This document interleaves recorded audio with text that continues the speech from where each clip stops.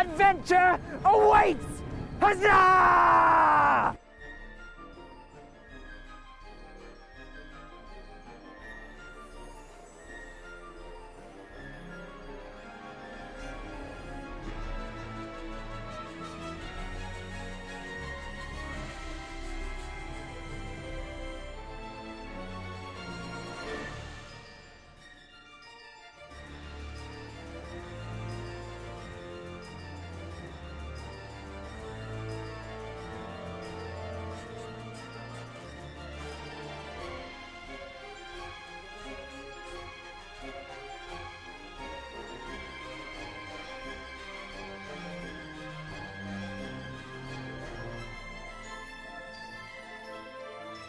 I just took a really deep breath. We're finally here. Stream starts and start, as in right now. How do these things go again? I don't know. It's been a while since I've done a debut. That's a pretty good one. This is from the Voices of the Livestream album off of OC Remix. They did a good job, I think. Do we have to do a debut today? I mean, who wants to hear about my concert experience? Can we talk about that instead? I had a pretty good time. Nah, you're not here for that. Well, we can talk about that later. Welcome on in, guys. I'm so glad to... I'm so glad to have you all here. Okay, we'll talk about it after the debut. I just want to make sure not to forget about it. Well, welcome on in, everyone. It's such a pleasure. I'm very happy and humbled that all of you could make it here today. This is a very special day for me. It's been months and months of planning and creating and just like brain overload. Where do we begin? Do we begin with the lore or do we begin with the model? What do we start with? What do you guys want? We could go either way. I mean, I'm fine either way. What would you prefer? The model reveal first? Should we put it to a vote? Should we have the democracy decide for us? Part of me thinks like if I read the lore, it'll be more dramatic. Put it to a vote? Okay.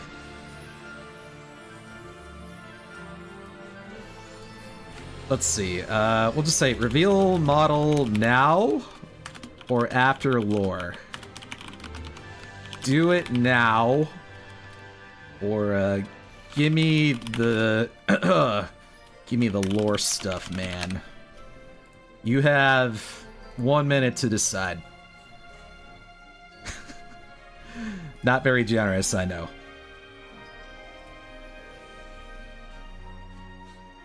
Oh, we're at a tie. Oh.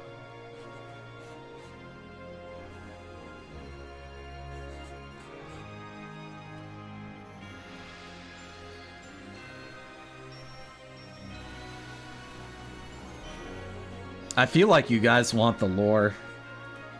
That's the sense that I get. Here, let me, oh yeah, by an overwhelming margin. Let's see if that trend holds. I doubt we're gonna get 4 more votes for the do it now. But we'll see.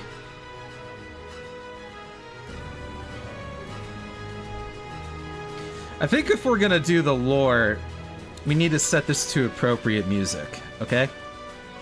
Are you guys in the mood for a story? I think you are. Okay, give me a moment. I'm gonna put on some tunes.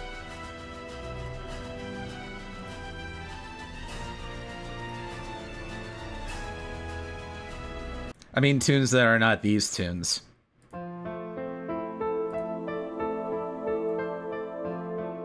How's that sound? Is that...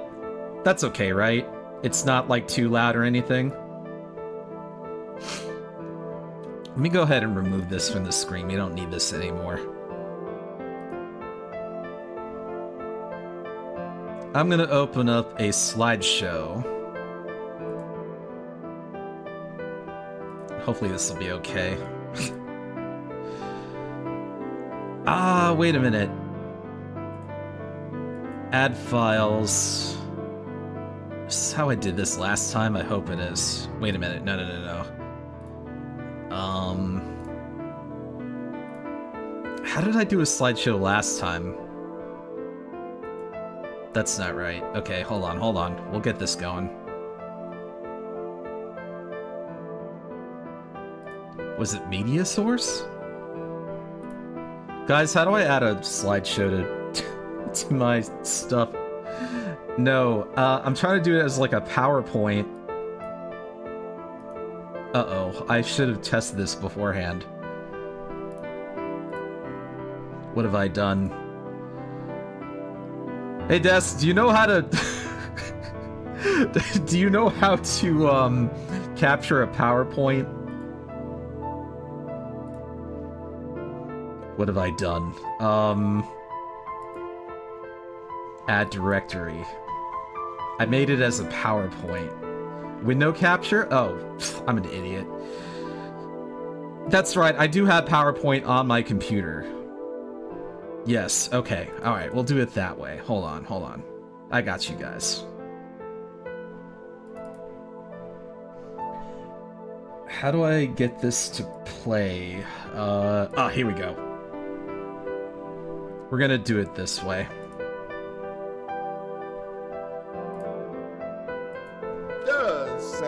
Holy shit, TGM! Oh my god, I haven't even got started yet. 10 gift subs. Wow, that's pretty crazy, man.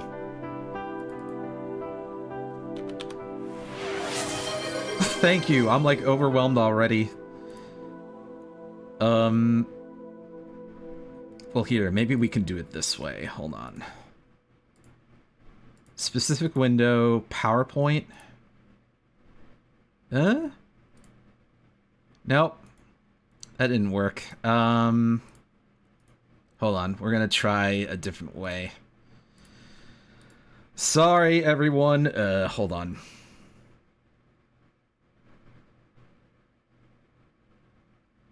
Window capture. Okay, please.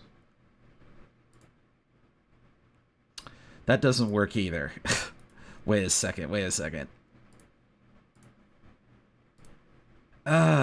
Okay, display capture.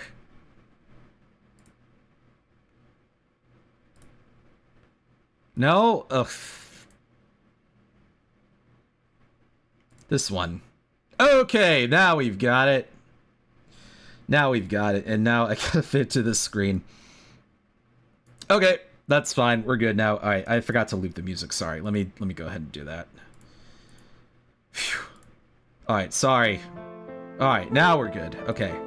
So, about me. This is me. My name is Area Bay. I am based on a green sweat bee, but also an alien. I'm not from your world, I'm from another world. Ooh! I'm some kind of alien. And, I harbor a immortal ancient soul, so my age can't be measured. It's unknown. Nobody knows my actual age. But it's gotta be at least 4,000, because I talk about visiting your planet and, you know, being around during the time of pharaohs and pyramids, so it's at least 4,000. And my job is that I am the oracle and keeper of the true universal heroic history. Is it because you forgot your age? Well, if I'm over 4,000, it's probably a damn good chance that I forgot how old I am. That's probably true. Alright, next slide. So next slide, we're getting into the lore here, the actual lore. Oh, there we go. Terrible events have unfolded in the capital of the Vespid colony world. The Celestial Bee Academy, one of the greatest libraries and learning institutions, has been ransacked, and the guardians of the Queen were found murdered in cold blood. So we're already off to kind of a dark start here. That's kind of dark even for me. Worst of all, the Pearl Chronicle, a tome that records the deeds of notable heroes, innovators, and visionaries across the universe, has been stolen. It is a living book, and whoever holds it will have the potential to rewrite history for wicked ends. The oracle finds a note embedded with a knife on the wall. It reads, "To the Chronicle Sentinel, we have taken your most precious artifact. Should you wish to stop our campaign, you will meet us on Kaltharak, and we will settle things there. If you refuse, we will take Earth from its feeble, old, and greed-addled elders. We shall govern it using our guiding, firm hands, away from humanity's path of self-destruction." From Queen Brigid. The challenge had been issued. Aerie takes the note to the Vespid Parliament, where lords and ladies debate a response. She begs them to let her go, knowing the threat that the Hornet Queen poses. However, many representatives express concern over losing her, and will have no spiritual leader to guide the people if she dies. Some even condemn her for rushing to battle, fearing Brigid will turn her attention to the colony. Feeling discouraged, Aerie makes one last appeal. She approaches the Queen for permission to use holy weapons to match Brigid's dark power. She is granted an audience with Ka Maluhia. After giving her account of what transpired, the Queen orders the guard to open the armory and permits use of a sacred sword and a purification stone. She also orders the tailors to craft a combat outfit for the Oracle. Her preparations complete, Aerie takes a ship to Kaltharak to meet Brigid and duel her to determine the fate of Earth. No one knows what the outcome will be, but the spirits of fallen warriors will be watching at the Colosseum. And that's how we got here. What do you think of that? It's pretty neat, huh?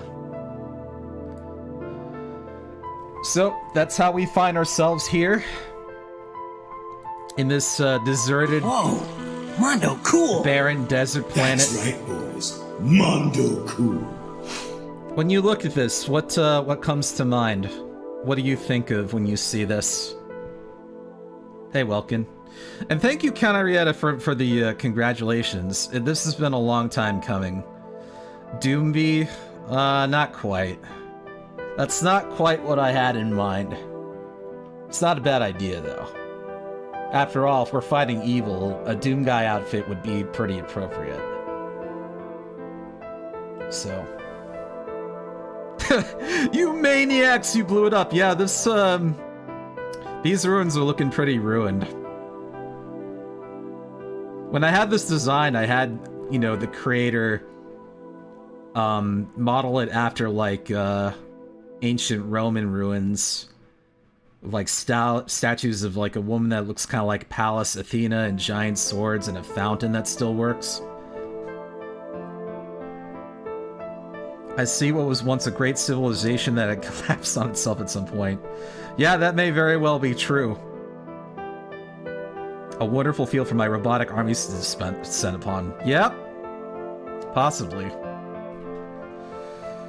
Okay, I think I've stalled long enough. Who wants to see the model? I don't know if you guys are ready for this. I think you should brace yourselves. You probably haven't seen anything like this before in your lives. A Dragon Quest looking armor? Alright. Alright, I'm telling you right now, you should brace yourselves, because what you're about to see is gonna blow your mind. Alright, here we go. Oh, look at that. We've got feet. Can you see how realistic this is? Oh man, we should we should maybe move a little lower. Does Samuel L. Jackson like anime? Yes, I do. Hentai too. Oh hell yeah, I didn't miss. Those are pretty nice looking shoes. And stream, what are you talking about? We're only just getting started. This is a nice pair of pants we got on.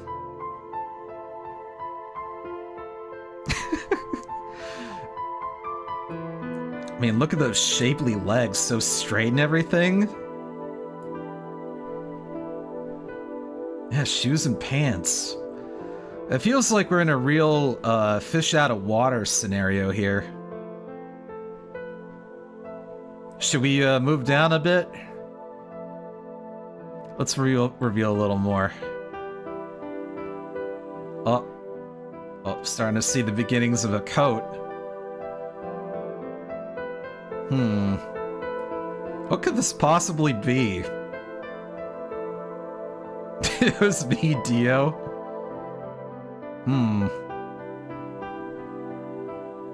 The mask? Nah, my outfit isn't flamboyant enough for that.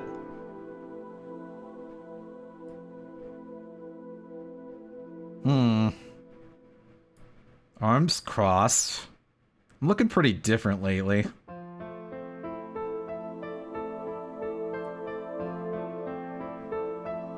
Oh, it's coming, it's coming! There it is. I thought about doing this last night. Magnificent! Aren't we beautiful?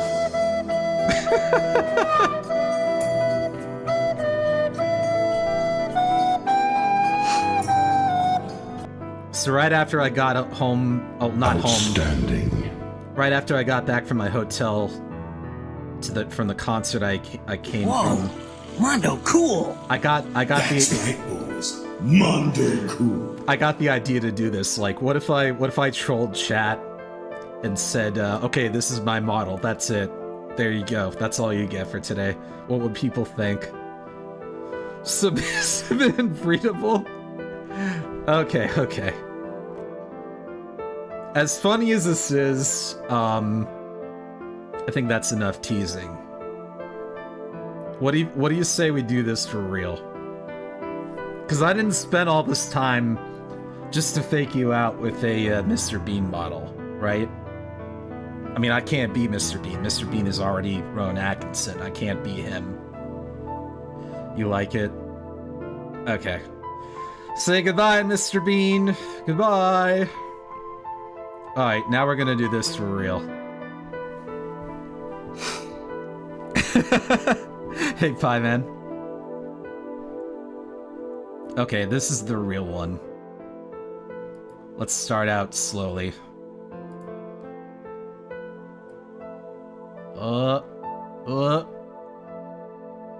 Getting the beginnings of feet. I'm still descending the same way. I'm descending from the heavens. Look at that, I can separate my feet. How am I doing that? I can't actually move my feet with this model. There's no motion tracking whatsoever. Aside from like like my webcam tracking. How am I doing this? I must be like moving my feet with my mind.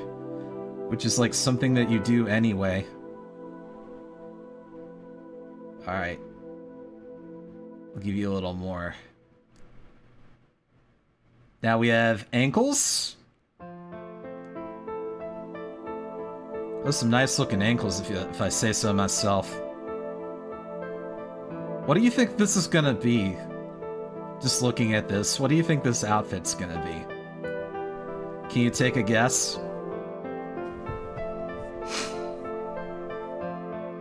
Regal? I guess in a way you could say that. Way too lewd. Should have flipped and gone from the bottom? Aw, no. Then you'd see my face right away. I like to do a gradual build-up. You know, it leaves the audience on the edge of their seat in anticipation. So does my wife. Oh, we got the Rodney Dangerfield jokes in here now. Some hair? Oh, yeah. Hair's a bit longer this time. And now we have knees. Got some nice knees there. So the fabric on the leggings is supposed to resemble insect wings. Can you kind of see that there? With like the patterns and everything, like the white lines there. Yeah, I thought that was a nice touch. Flipped yourself? Oh, you mean like upside down? Like Batman or something? I mean, Batman does hang upside down. I suppose I could do that too. Yeah, oh wait, I'm cut off. Hold on.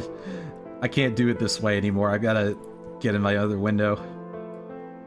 Okay, well, let's move down a little more then. First ever legs only model. Oh, we got more than legs. We also have a cape.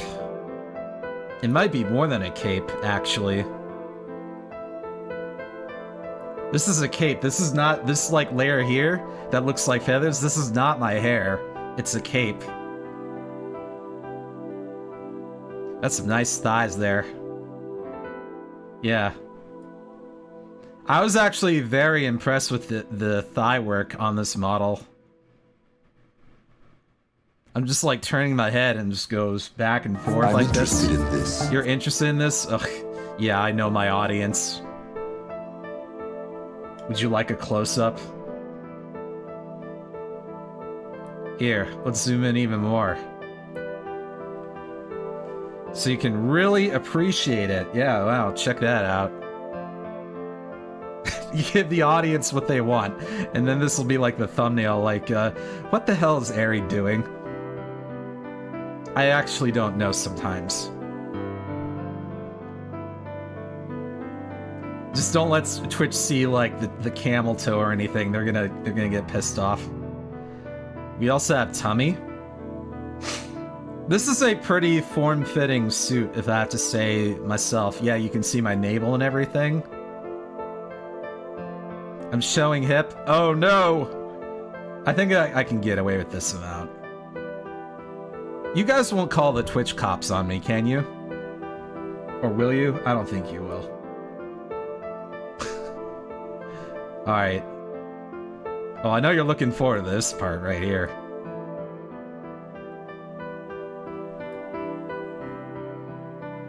You're calling the cops?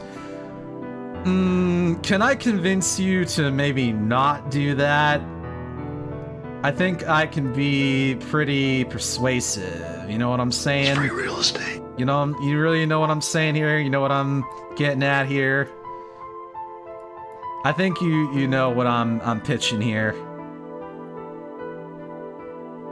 We've grown a bit since last time.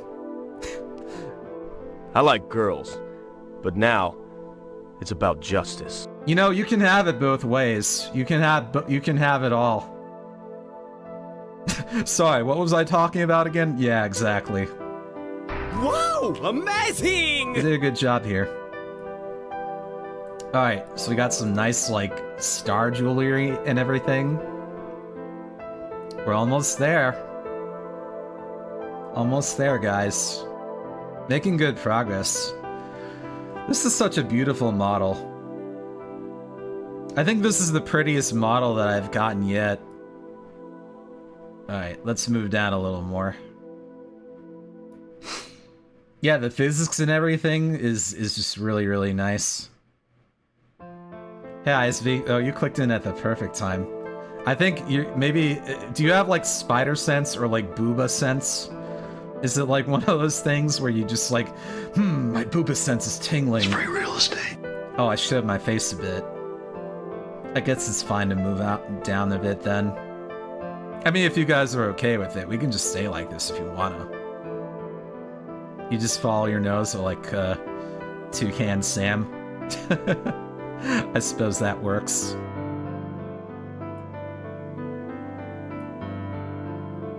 Yep, those are my BBs. Oh, caught a little eye there, too. Got an eyeful. You think booba sense is just a regular part of human reproduction? Maybe it's instinctual, like something you have from when you were a baby. Who really knows? Girl, you sure got a pretty mouth there. No, this really came out pretty well. It follows my mouth movement pretty well, too. Alright, then we have a nose. You can barely see it, but it's there. I think we did. I think this is our best model yet.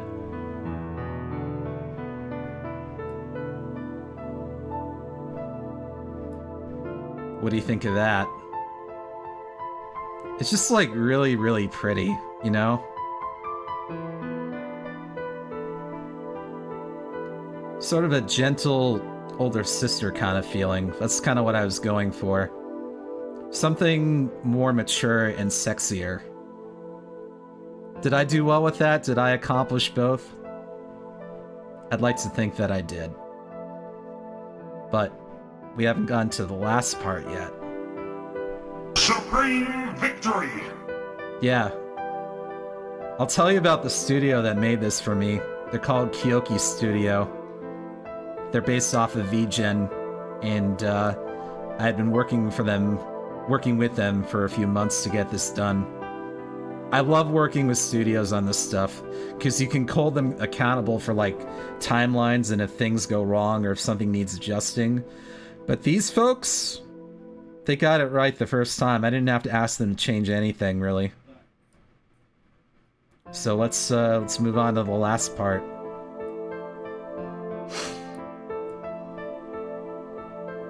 And this is my sort of like, not really like a crown or a tiara. Let me zoom out a bit.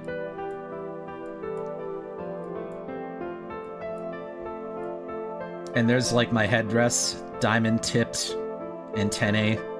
They're still there. They're just like stuck in there.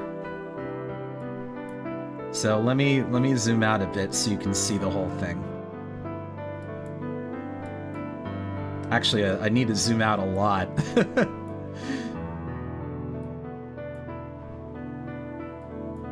You have to kind of look at it from a distance to get the whole thing. This is a full body model, but this is the whole thing. Oh snap. Happy debut, Eerie. Just stopping by real quick before I get wrapped up in birthday weekend shenanigans to congratulate you on the new model. Thank you so much, Jakato, and I hope you have a wonderful birthday tomorrow. I'm not going to be too busy tomorrow, so I'm sure I'll be able to stop by and say hello. Are you pretty much going to be on all day tomorrow? Or I don't know what your plans are, but I'm not doing anything because I've been way too busy this week. I need some downtime. Oh, but we're not finished quite yet, chat, because you can't have a VTuber model without toggles. Here, let me show you. Get a real good look at them. First off, we have, ooh, I'm so pouty and angry. Ooh, how adorable I am. I look like I'm chewing something. Am I chewing gum? Be sure to order honey-flavored gum from your favorite candy person, whoever that might be. I don't think I'm angry so much as I am chewing gum. Maybe if I, like, make angry eyebrows. That'll really sell it, you know? So angry. Okay, so there's that one. And then we have this one. Oh, you're confessing your feelings to me. I don't know what to say. Chat senpai, how long have you held these feelings in for me? Why didn't you tell me sooner? You have to give me some time to think about this, time to take it all in. You know, gosh, this is moving too fast for me. We should take it slow, you know? Das lewd. We do get lewd here on occasion. Let's see. Oh, and then this one. This might be kind of hard to see, but let me like zoom in a bit.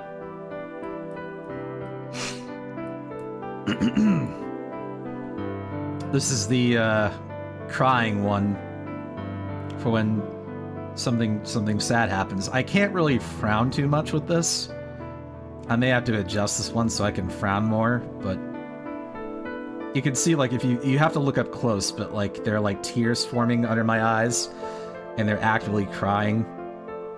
It's like when I tried this earlier, I thought like, no, wait, nothing is happening, but I ate something too spicy and now I have heartburn, chat. Please pass the Pepsid AC so I can feel better. Alright, so there's that one. I miss being able to eat spicy food. I really can't eat any of that. It gives me reflux. I don't wish reflux on anyone. And then it's like, oh, something shocking happened.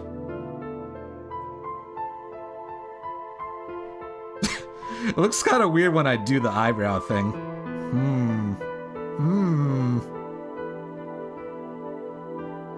It's kind of a silly face going on there. Let's see, we have a few more to pick up.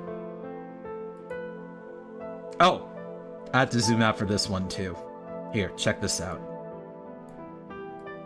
Steve is still here, and I'm still holding him like a loving mother. Everyone say hello to Steve, everyone. That's you guys. Your spirit is within this familiar plushie, because you are my precious Earth warriors. Hi, Steve. Oh, but we got one more. Actually, we have two more. I can also take my arm and do this. I'm now armed with a special sword. I'm ready to fight in combat. Bring it on, villains. Now, why would you think I'd have this thing? There must be a reason why I have this, right? This isn't just any sword. This is the holy sacred sword of the Vespid people, granted onto me by Queen Kamaluia herself. No, he doesn't transform into a sword. I just put him away for a bit. The sword is a national treasure. It's a very powerful weapon. It's the only thing that can stand up to the power of Queen Brigid. That and this as well. No, not that. This one? I was holding my power back the whole time. That's right. A lot of you were asking where my wings were. They're right here. I was just hiding them. Now with this power and this ability to fly, evil doesn't stand a chance. So what do you think of that? How's that for a reveal?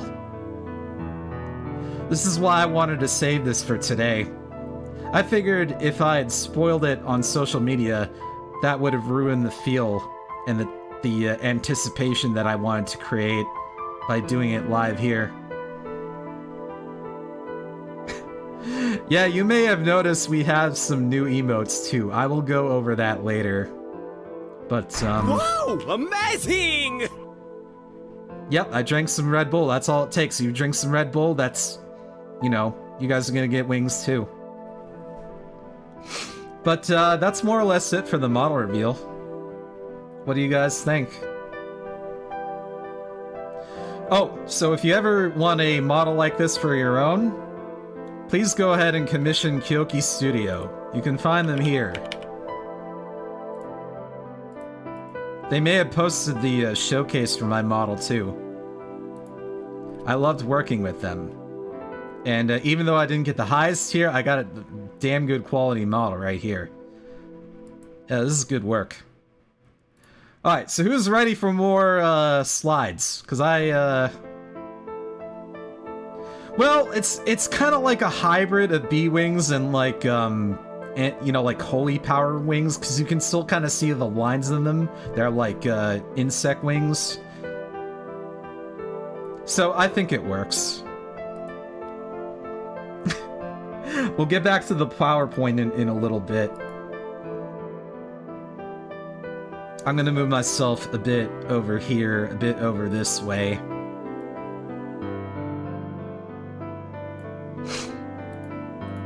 Alright, so because we got some other stuff to talk about here.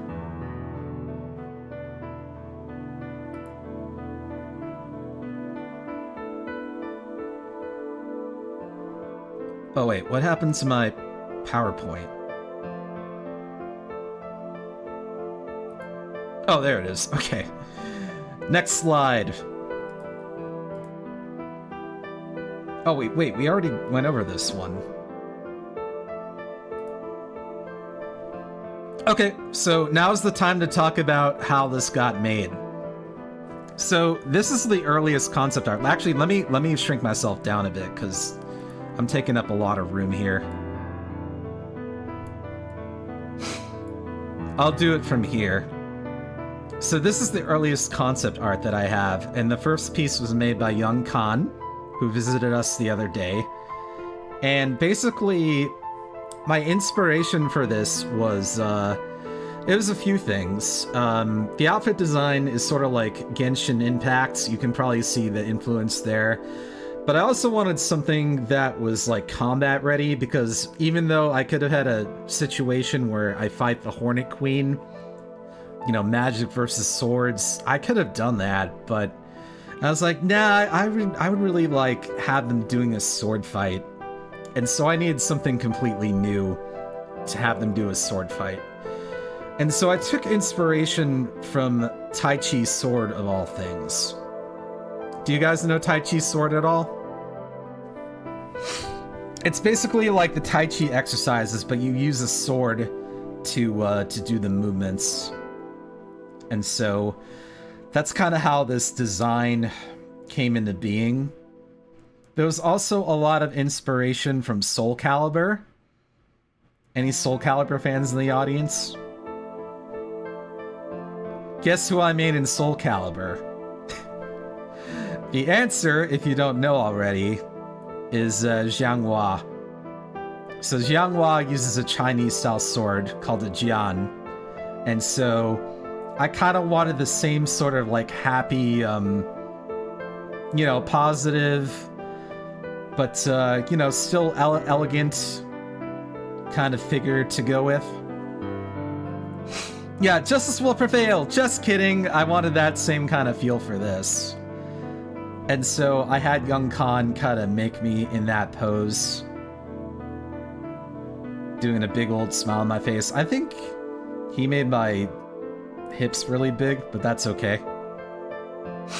All the art is going to be posted on Blue Sky and Twitter. It still has the bean on the background preview? Oh, that's so funny. You know, if that ends up being the thumbnail, then I'll be happy with that. So let me move a bit here. I'm gonna scooch over a bit so you can see this. The outfit design was by Miyazaki. Miyazaki is a prolific artist on Twitch. She did a lot of art for one of my favorite VTubers, Haruka Karabu, and so that's how I kind of got to know her. And so this is kind of the initial design. It's not the reference sheet, although it might look like one. It's not the reference sheet. But that's basically the outfit starting out. There's a lot of art coming up. I hope you're ready. I kind of went all out with this, so be ready for me to talk about art a lot in this stream. I hope that's okay with you.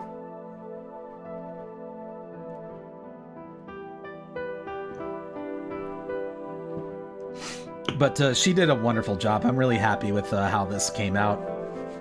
It's like, you know those times when you have like lightning in a bottle in your head and you're like, I've just got this. I've got this ready to go. I've got to get this out some way, somehow. This had to happen, no matter what. Let's look at some more art. Next slide. Alright, I'm going to scooch back over here. So we have a couple more pieces here. You can see, like, my character is doing a Tai Chi sword pose on the left. This one was done by an artist called Mango. And so she's kind of smiling still. She's confident. She's ready to go. She's not worried if she's going to win or lose. She's in there. And then we have this other piece by Miao Yin where Eri is actually holding something called a healing quartz. And this is a thing in real life. There are some people who believe that there are quartzes out there who that can have like healing properties. And so one thought I had was like, lore-wise, Eri uses the healing quartz as a last-ditch resort to take out the Hornet Queen or just like defeat her. She made my boobs really big, but that's just kind of her style, you know? I'm sure you guys are not going to complain about that, right? Probably not. So these are just things that I think about when I like make requests for art. Like, what am I going to have my character doing, or what am I going to do to warrant this situation? I just kind of have to like use my imagination, you know? Oh yeah, she does do spicy, absolutely. I didn't ask for any spicy art of this, but it's out there, just so you know. Hey Shane. Alright, let's take a look at some more. There's more where that came from. Oh yeah, there's these two. So, you're probably familiar with this fellow's style. This is by TedBob84, our good friend Ted Bob, who has done so much art for me, and I asked him to do this one. This kind of reminds me of like a retro anime, like sort of like Cutie Honey. Anyone know Cutie Honey? With the spotlight in the background, it's sort of like that same sort of style, I guess. I don't know what this pose is. I guess it's like her fighting style, because it's kind of confounding to look at. It's like, what is she gonna do next? Is she gonna do a slash? Is she gonna do a kick? Is she gonna chop, like a karate chop? I don't know. It's the kind of thing where it like really throws the enemy off, but it looks good at least. And then we have this this other piece by Mystiku. Now for this one, I envisioned that Eri was having a battle encounter on the planet of Kaltharak, which is a hostile desert planet, and at night you can clearly see the northern lights, so that's why there's sort of this like desert in the background. It's a prep for a long-range thrust? Yeah, that could very well be. And so she's kind of like defending herself against some unknown assailant. We don't know who it is.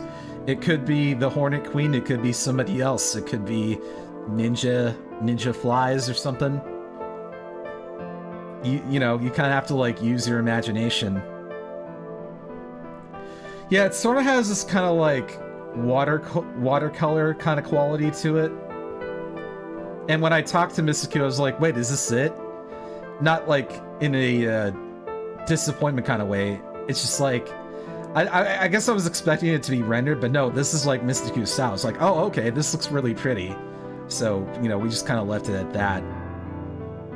But, yeah, I like how this turned out. Yeah, it's ethereal and dreamlike, so I really like it. I think there are like 2 more pieces to look at here. Let's see if there are. Oh wait, no, there isn't. It's just the Hornet Queen. So, a lot of you have seen this earlier. This is our villain. And I almost wasn't going to include this because I thought you just wanted to see me, but like, this is actually sort of a important part of our lore here, having the Hornet Queen here. Let me move a little bit to the left. So this is the reference sheet for Brigid. She doesn't have a name in the sheet, but that's her name. And I named her that because Brigid is a Celtic goddess of fire. So Brigid is heavily associated with fire. She has red hair. She's got kind of these like orange. I asked Barasto to do like orange, yellow eyes full of hatred and disdain. And basically Brigid, anything Brigid is associated with has to do with destruction and despair, and she wants to spread it across the galaxy. Earth, unfortunately, happens to be her next target, so that's why I have to step in and stop her. That's the too long didn't read version of my lore, but that's why we're on Kaltharak in the first place. I hope to have a lot more art of Brigid in the coming months.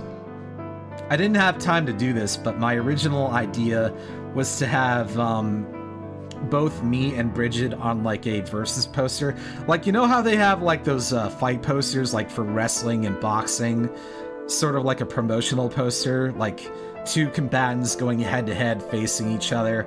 That's the kind of thing that I wanted, but I just didn't have enough time to put that together. I could still do it, but unfortunately there wasn't enough time to do it before the debut, so I'm sorry about that. But it is what it is. You're rooting for Bridget? Don't do that. Don't root for the villain. You know what the funny thing is, though? When I posted this on social media on Blue Sky, everyone was like, whoa, who's that lady? Can I be on her side? I'm like, guys, stop falling for the villainess. It can't be helped, right? You know? Well, thanks, Chaotic Claw. I really appreciate that. I'm glad someone has the hero in their corner. And we'll be seeing more of Bridget down the line, I'm sure. You gotta redeem her and become a couple? Oh, I see. I gotta appeal to the Yuri audience. You know, I haven't actually thought about how this story ends, but maybe I'll consider that. We'll see how it goes. Why is Palutena streaming here? I don't know what you're talking about. I don't know any Palutena. You probably see the influence in my design, though. What up, Chain? Alright, let's move on a bit.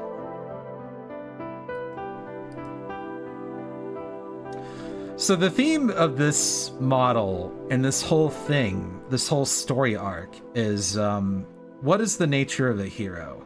What does it mean to be a hero?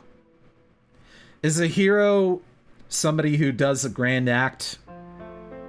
And by that, I mean, you look at the movies and you see Spider-Man saving people from a speeding train that doesn't have any brakes because Doc Ock took him out. Or Batman fighting Ra's al Ghul and not saving him from a train. Would that be considered heroic? Or would it be Superman saving Metropolis from destruction by Lex Luthor because he's a crazy bastard? Is that what you think of when you think of heroism? Or is it somebody that you wait for to save the day? According to my Japanese anime. Okay.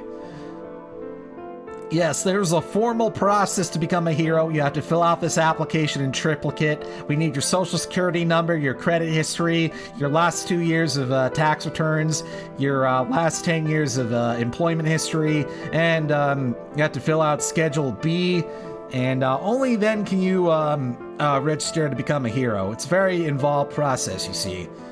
No. We're not doing Marvel Civil War here.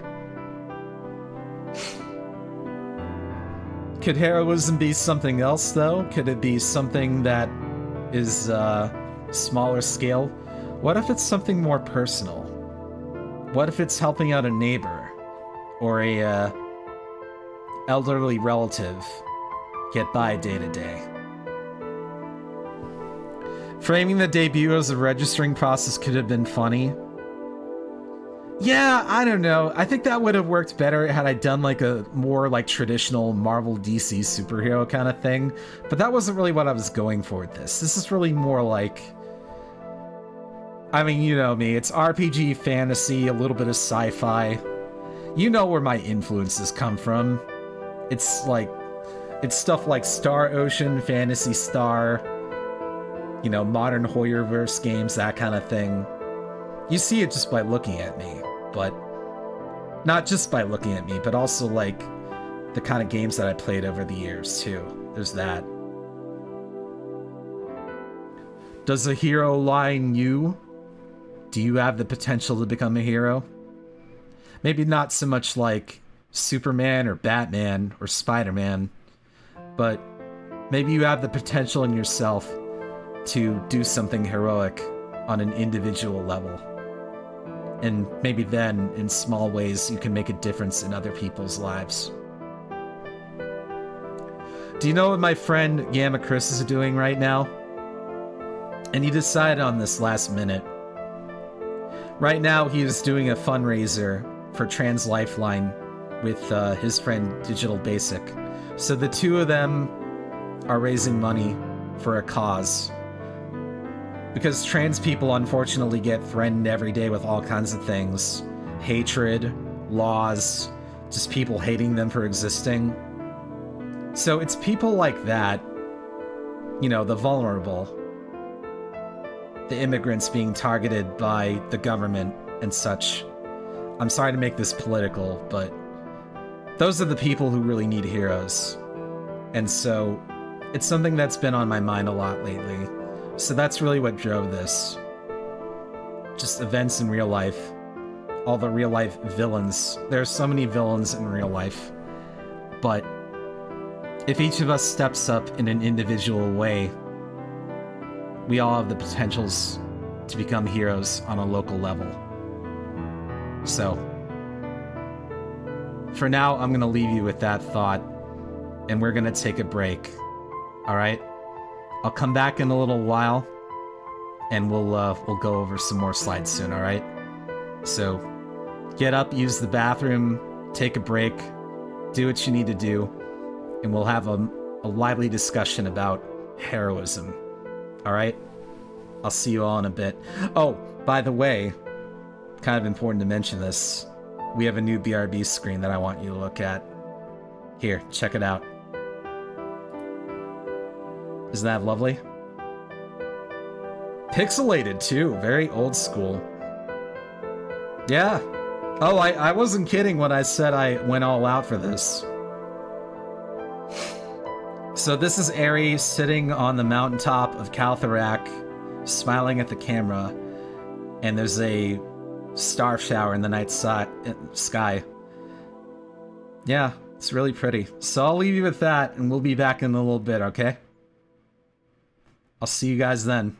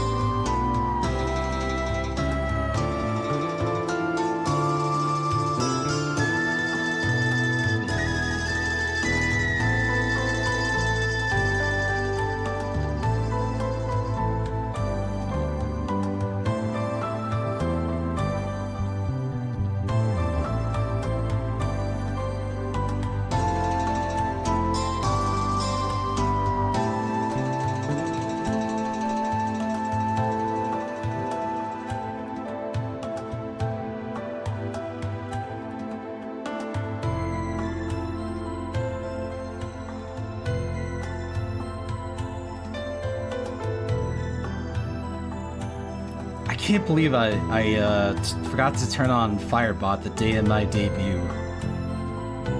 Oh well. This is why I need other people helping me manage things. It's a lot to do on my own. Hello, Felly. You are in time for the slideshow. We're still on that part. So I'm gonna get back to that in just a minute here. Here, let me put on my other music.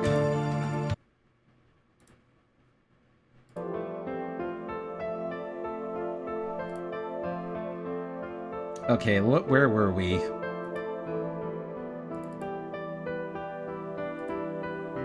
Okay.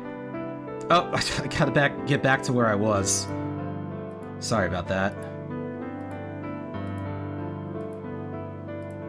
Let's see. I made a lot of slides today. Showing off the model? Oh. Well, if you want a better look, I can oblige. Here, hold on.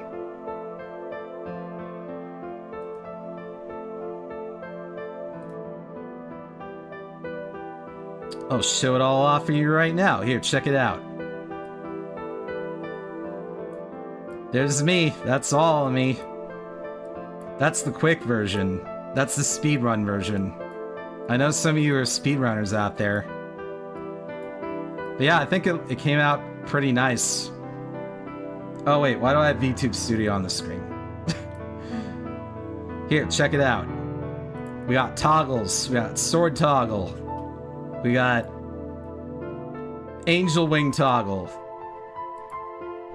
We have... Huh?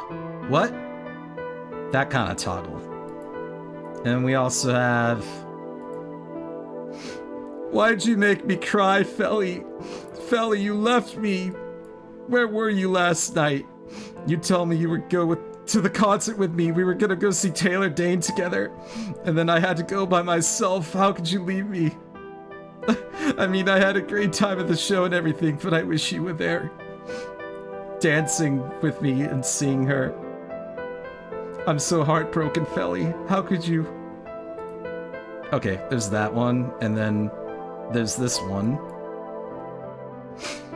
Oh, Felly, I can't believe you're confessing your feelings to me right now. I wasn't ready for this. I mean, a future together with you, it's everything I've ever dreamed of. Oh, I guess we should start planning for that nice house and white picket fence and a dog and, you know, and 3 beautiful children. Okay, I'll stop messing around. No, I won't. And then last but not least... I'm so angry and pouty. Why do you have to be such a dumb doo-doo head? I think this one came out pretty well. Actually, this one, most of all, probably fits my personality the best. Don't you agree? Because at my core, at my essence, I am an incorrigible tsundere. Wouldn't you guys agree? Like, you're such a dummy poo-poo head. But I guess I can grow to love you anyway, Okay. Where were we? We weren't here. Let's move on. We were looking at concept art. Let's stop on Rigid. Okay, this is about where we were. We were just finishing up talking about what it means to be a hero. And what it means to be a hero in the movies and the comic books is much different from what it means in real life. So, if you're gonna take anything from this today, think about what a hero means, what the meaning of being a hero means to you. Sorry, if I sound off today, it's because of lack of sleep. I've been sleeping very poorly, so I apologize. Right, let's move on. There's other stuff that we need to talk about tonight. Hey, guess what? It's time for us to talk about new emotes. So you may have seen these. You've already kind of started using these. The static emotes were all done by Tenrin Maru. So from left to right, we've got pouty face. We have the what are you talking about kind of face. We have the pointing face. We have a peace sign. We have a kind of sweaty, kind of nervous face. And then we have an official raid flag, because I haven't had one. I'm like, gee, I could really use a raid flag. So whenever we raid someone, we will be using the raid flag to invade them. Or, I mean, not invade them, but certainly show our support. And then on the right side, we have a bunch of silly animated emotes. So the animated emote is, the first one's me being like really pissed off and flailing my arms like a silly person. The second one is Kuru Kuru, which you might recognize from Honkai Star Rail. I know some of you play that. And then the last one, which is probably my personal favorite, is me doing a breakdance, because if I can't beat the the Hornet Queen in physical combat, then at least I'm gonna style on her, right? It's very important that I do that. Oh, but wait. That's not all. There's more. There's even more. There's also this set right here by 88 Studio. So the first one in this set is me running infinitely. Is that me running so fast that I'm like catching up to myself? I'm not sure, but I thought it was funny, so I decided to include it. And the second one is me doing rave sticks. So I thought that was kind of cute. And then the last one is me doing kind of a shuffle dance. They're all very adorable. This last one here at the bottom is not animated. And I didn't even know this was here. They kind of snuck this one in. But it's me cheering you on. Or you cheering me on. It's one of the two. Oh wait, I'm in the way? Oh, I'm sorry. Whoops. Sorry, I guess I should do these over again. Here. Okay. So yeah, let me do it this way. Hold on. Okay, now you can see, right? There you go. Okay, much better.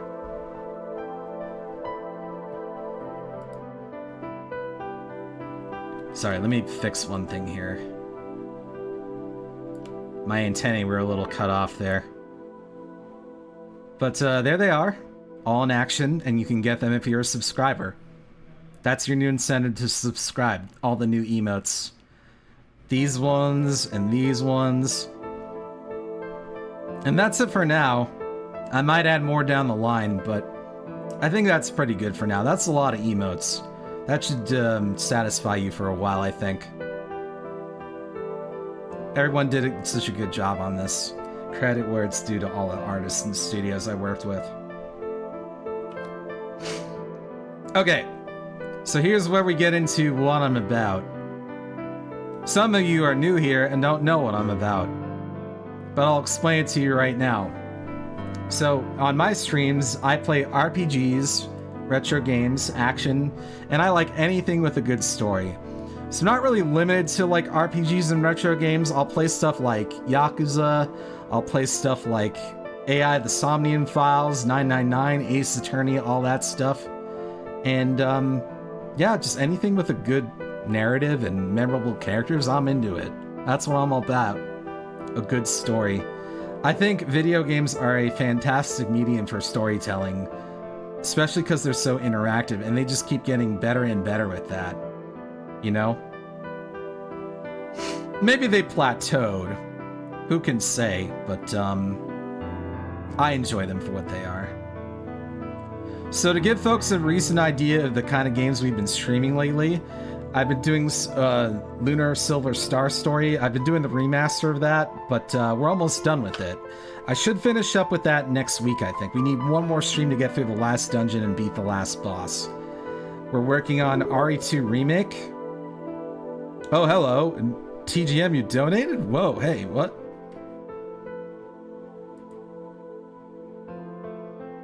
Oh, thank you so much, man. I really appreciate that. Thank you, thank you. Very generous of you. I forget that that's up sometimes, but yeah, that's good. Where was I? Oh yeah, I'm in the middle of RE2 Remake. It's my first time playing, and I'm trying to raise money for Feeding America. There will be more streams of that coming up, because I'm only halfway through Claire's story. I've got to do the rest of hers. I've got to do Leon's story, and then I think I'm going to call it good after that. We've also been doing Kirby's Dream Land 3. That was our last game stream. We did that one on Thursday. I had never played that one before. I have a pretty good first impression of it. The only thing that bugs me about Kirby's Dream Land 3 is that Kirby tends to move really slowly on the ground. But after a while, you kind of get used to it, you know? Then it becomes not so bad. For October, we did a lot of Castlevania games. We have kind of a Castlevania-thon going on every year, where I tried to beat as many Castlevania games as possible. And I didn't get through every single one that I had planned to do, but I did do like 90% of them. The two games that I really wanted to do were Aria of Sorrow and Dawn of Sorrow, and we weren't able to get to those. I'm thinking of picking those back up in December sometime, so be on the lookout for that. And then we've also done Final Fantasy VII Rebirth, although with that one, I've had a little bit of trouble with that, running it on my PC, because the game has sort of like a memory leak issue, where you go into a city and it's like really crowded. It's got like a VRAM leak, and I've only got so much VRAM. I don't even have a modern GPU by today's standards. Mine is like 2 generations behind. So guess what? It's time for a new PC, so I can handle FF7 Rebirth, among other things, but that'll be for another time, you know? And since I love RPGs so much, it's my favorite genre, I'll just say my favorite RPG series are Final Fantasy. I mean, that's pretty obvious. I like SMT, Persona, Xenoblade, Tales of, Trails, Ys, Rune Factory, Dragon Quest, and my head's kind of blocking it, but I like Souls games too. So all the Souls games and Elden Ring, that's kind of my thing, you know? I convinced you to pick up Portrait of Ruin. Oh, did you get the Dominus collection? I think the Dominus collection is the best way to play those nowadays. I don't think I would go out of my way to seek an original copy on the DS. That feels like a fool's errand to me. But I still kept mine, you know, all these years. I have all the Castlevanias on DS, so multiple ways to play.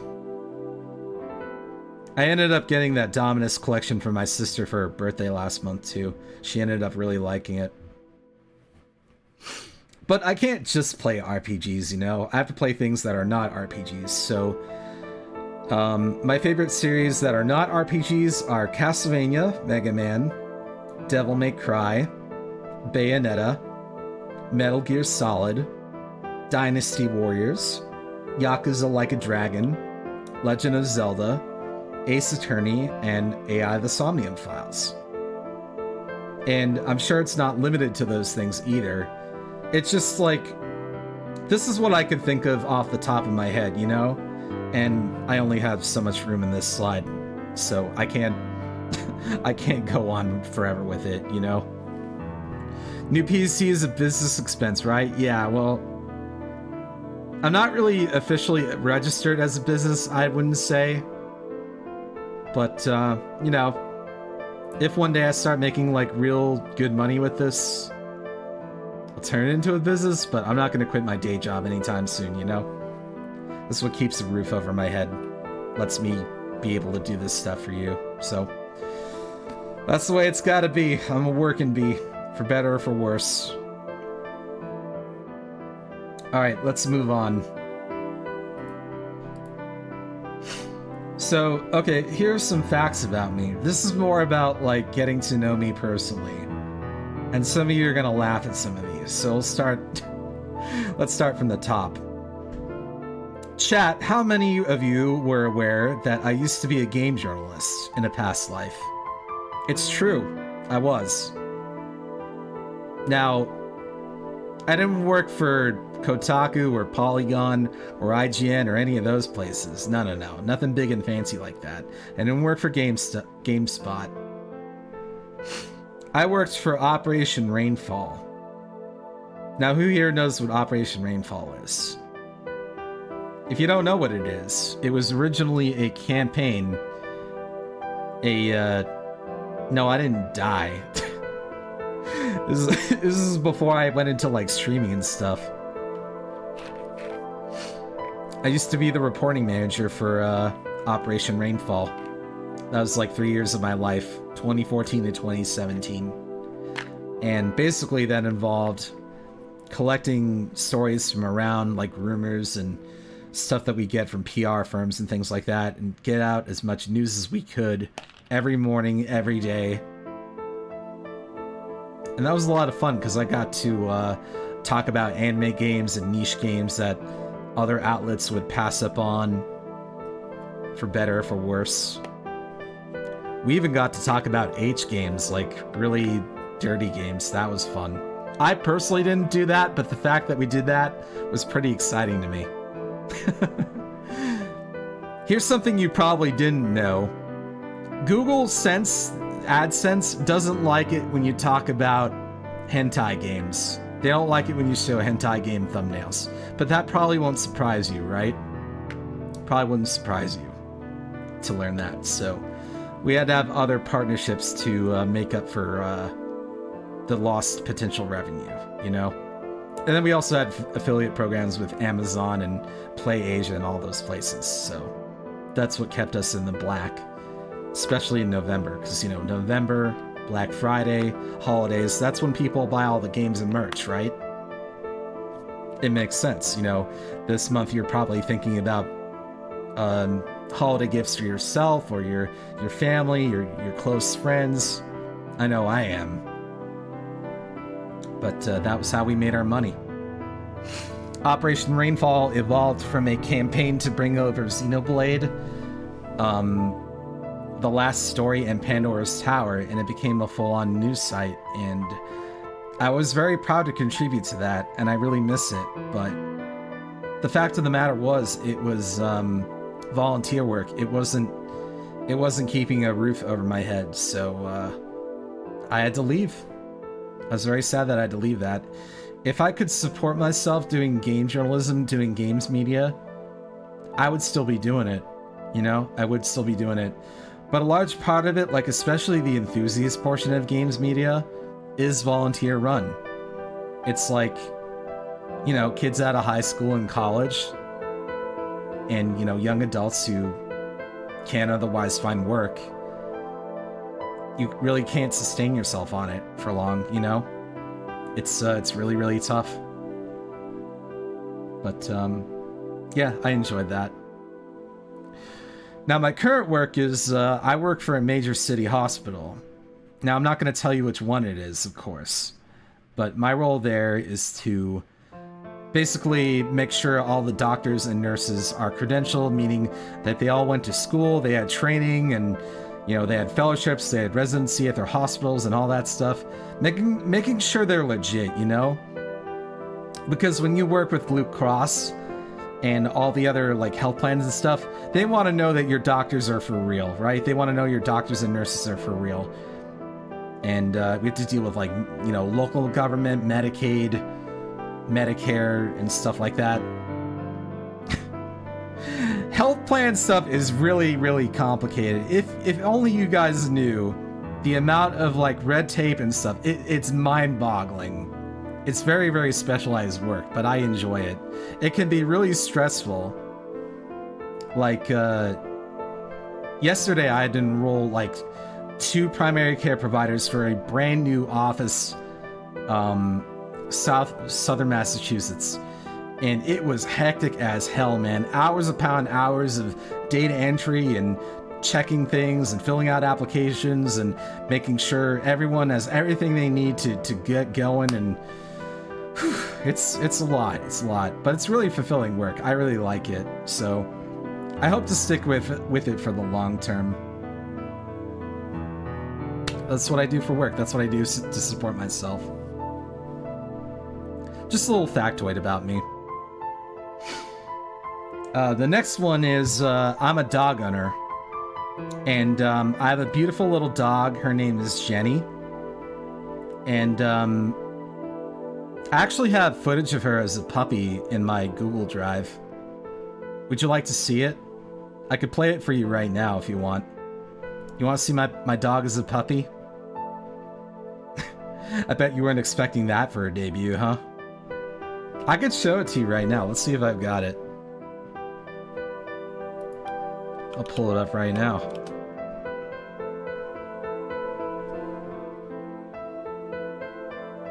Oh, it's not in this email. I have too many email addresses. Where did I put it? Oh, here it is.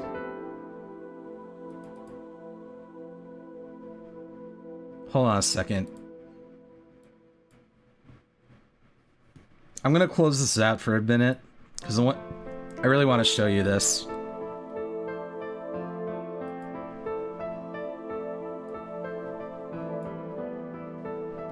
Here, check this out. I'll open like a window capture here so you can see it. Hey Salem, great to see you live. I hope you're doing well. It's cool to see your debut. Oh, thank you, thank you. You missed the reveal, but I can always show people later when I'm done with the slideshow. I want to show you this. Here, let's see. Let's do a window capture.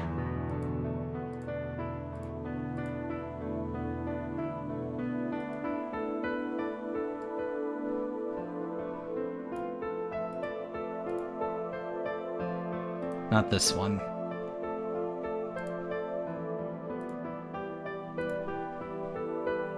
Oh, I want to fit this to the screen. Hold on.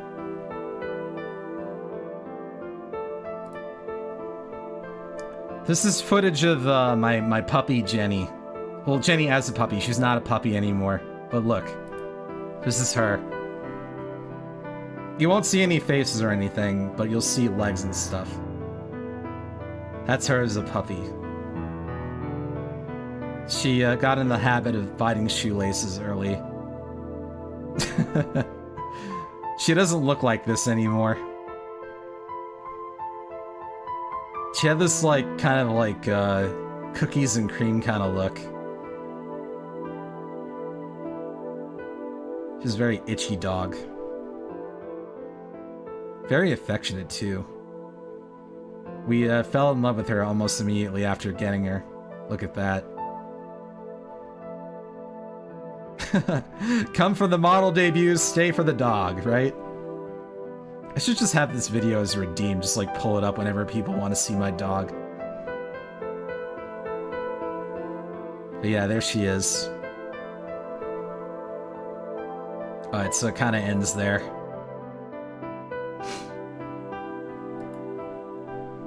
Nope, no face reveal. I think I would charge way too much for that. Although some of you have seen what I look like already, so it's kind of whatever. Alright, let me turn this back on. Okay, so that's my dog. Other personal stuff about me.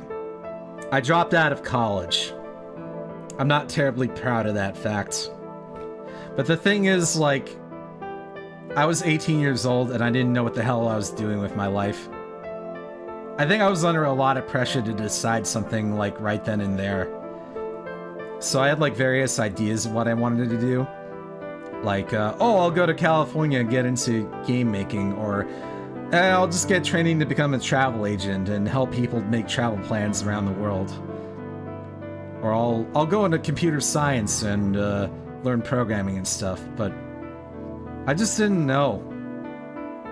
I didn't know what to do with my life, and I sort of had a mental breakdown when I was in college, because what happened was I went to a state college, right, like a state university, and I was in a relationship at the time with my high school girlfriend.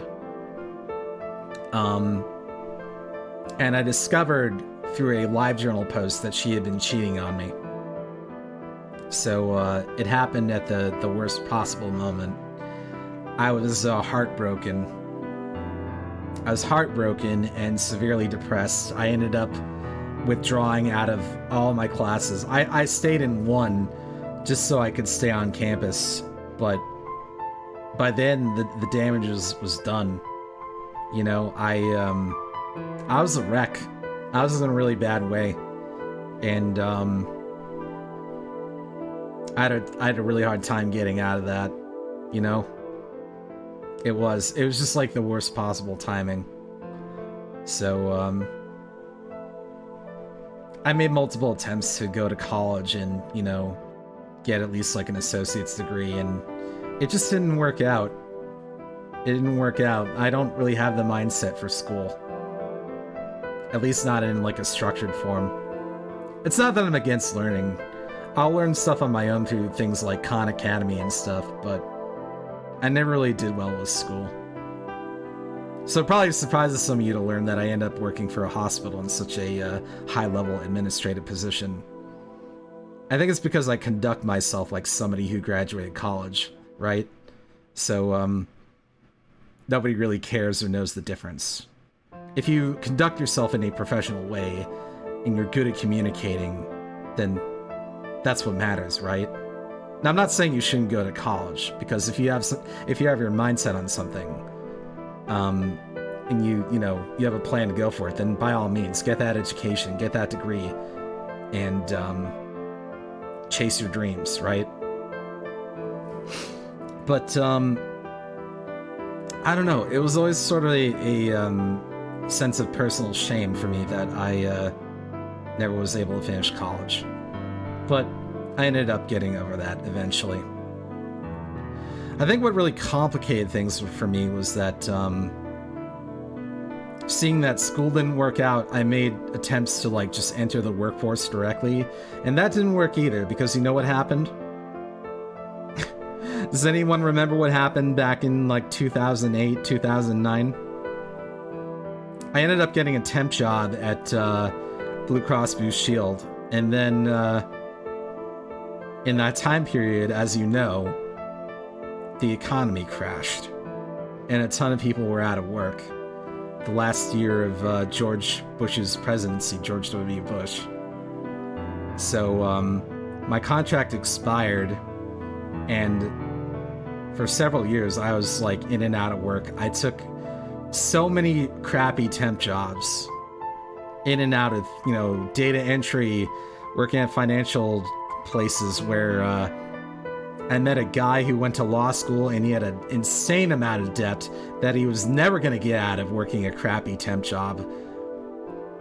And they ended up firing me anyway for getting an address wrong. I was like, no, I'll correct it. Please don't fire me. I begged for them not to fire me, and they fired me. And I also worked for a lawn company doing data entry, and that only lasted through the summer. You see a pattern here, chat?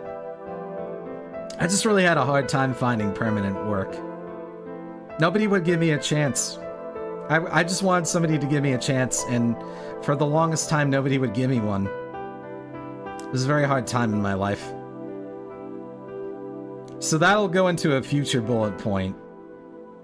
But this next one, I'm a virgin. Why did I put that there? I think I put it there because I was wondering if people would think I'm joking or not. Do you think I'm being serious or not? Well, I'll leave that for you to decide. Do you have a learning disability? Sorry if that's too personal to ask. I just wonder if that might have been a factor. I was diagnosed with a learning disability as a kid in elementary school. Now, if you ask me to define like what sort of learning disability, I'm not sure how I would define that, but there are certain subjects that I really had trouble with. Mostly math, really. I never really got past algebra in high school. I got a little bit into trigonometry, not too far, because I was just like, why are you asking me to prove that a triangle is a triangle? This is stupid. You know, I was just like, this is stupid. It has 3 sides and 3 corners. What more do you want from me, right? I just thought that the idea was stupid. Providing proofs and everything. And to complicate things, I had really terrible math teachers too. So, you know, I don't like trigonometry. But, if I want to go out of my way to learn it on my own, then I will. Simple as that. I'll pull up some Khan Academy courses. Hey, we could do it together. I'm a VTuber, right? There's no reason why we can't do Khan Academy courses together, right? I mean, that's allowed, isn't it? We can learn stuff together. I once pitched the idea of learning a foreign language together on stream. Why not? We could do anything. There's a lot of stuff we can do on Twitch. It's a lot more than gaming now, right? Anyway. You're a math major? I think I knew exactly one math major in my life. One of my best friends, too. His name is Jonathan.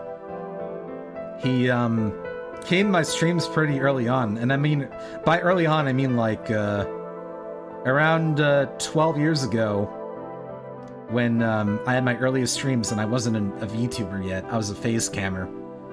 And he had a lot of RPGs, a lot of PS1 RPGs. He had Lunar and Suikoden and Star Ocean, all that stuff. He had a pretty good collection, you know? Sadly, we are no longer friends. We kind of just... It's not like we hated each other or anything. It's just... You know how, like, over time when you stop talking to somebody, you kind of, like, drift apart from each other? Like two boats in an ocean? Kind of, like, drift apart from somebody? It's kind of sad when that happens, but yeah, we kind of stop talking to each other. Sometimes it's just the way things go, you know?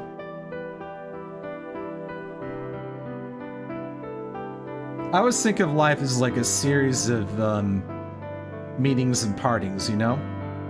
And hopefully you have more meetings than partings, and hopefully you have more lasting connections with people, right?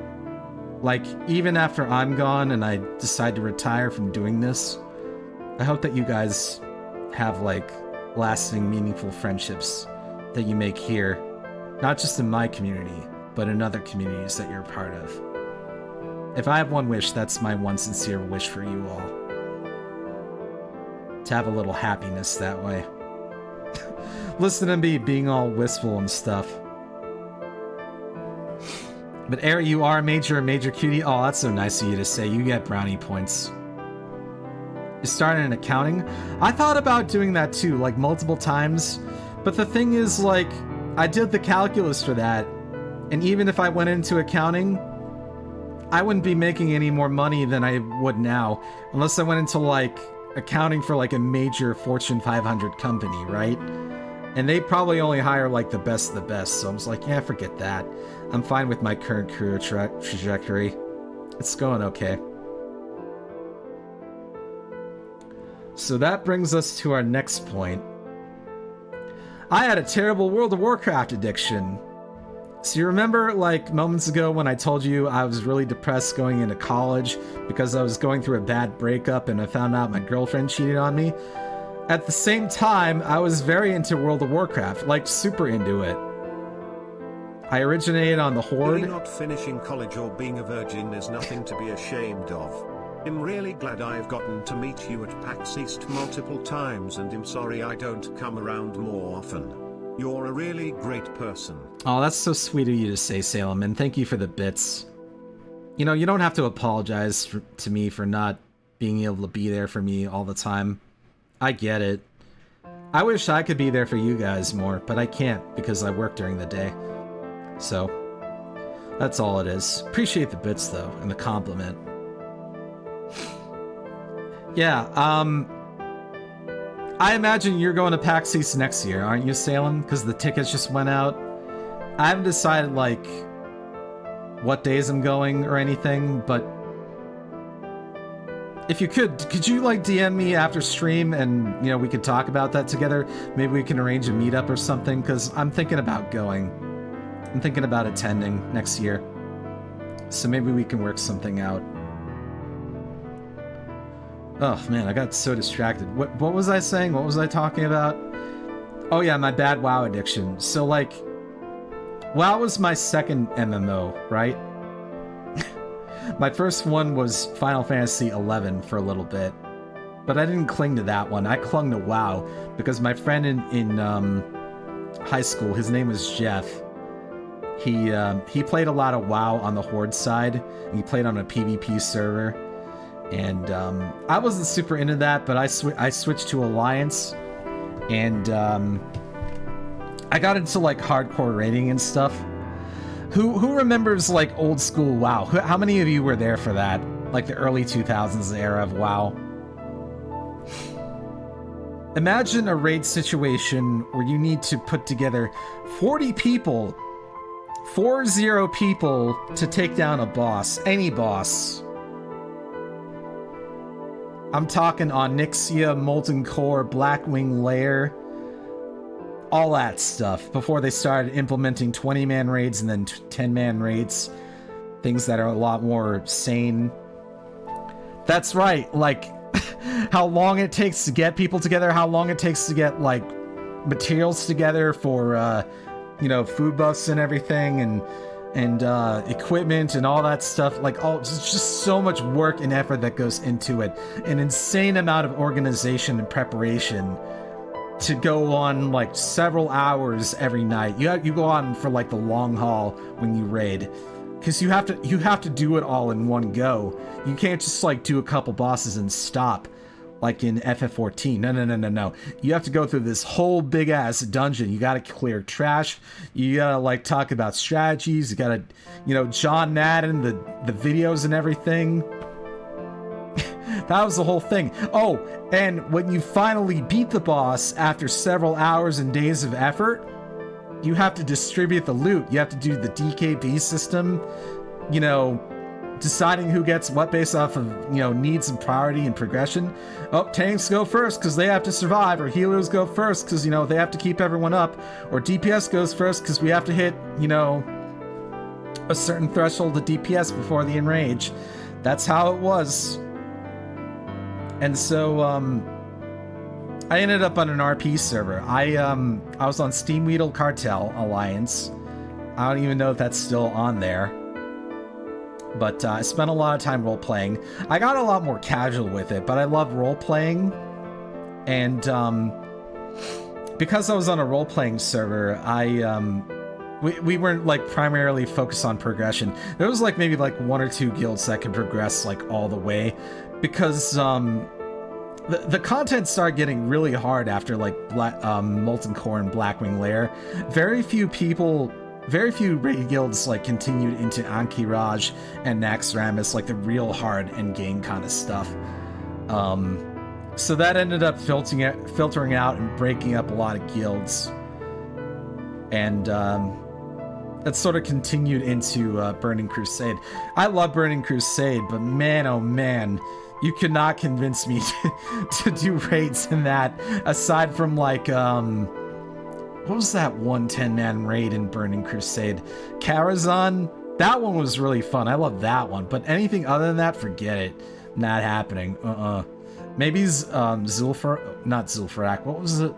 Zul'Gurub? What was it called? What was the name of the 20-man one? The troll one. Does anyone remember? That one was really fun. I liked that one. But the 40-man stuff, forget it. I need to get to the point. The point is, I spent way too much time doing this stuff. So much time that it ended up being self-destructive and ruinous to my life. Any game is healthy in moderation, right? But like too much, you know. And I wish somebody had stopped me. I wish somebody had intervened and stopped me before things got that bad. It was only after I was out of college, I was out of work, I couldn't do anything. I was like a real life NEET, you know, not in education, employment, or training. I was just playing WoW. And my life wasn't going anywhere. And that's really no way to live. So I guess after a while, I kind of woke up to my situation and it was like, this fucking sucks, man. I need to try to get a job. I got to get my life back together. And it took a while, but I did. So I had a roommate who never went to class because he was so addicted to WoW, needless to say, he flunked out. Yep. I was in danger of that happening to me too. But, I just ended up withdrawing classes, which really is no better. It's really no better doing that. But it got really self-destructive. At one point, I ended up in the hospital because I was so self-destructive. So, that was bad.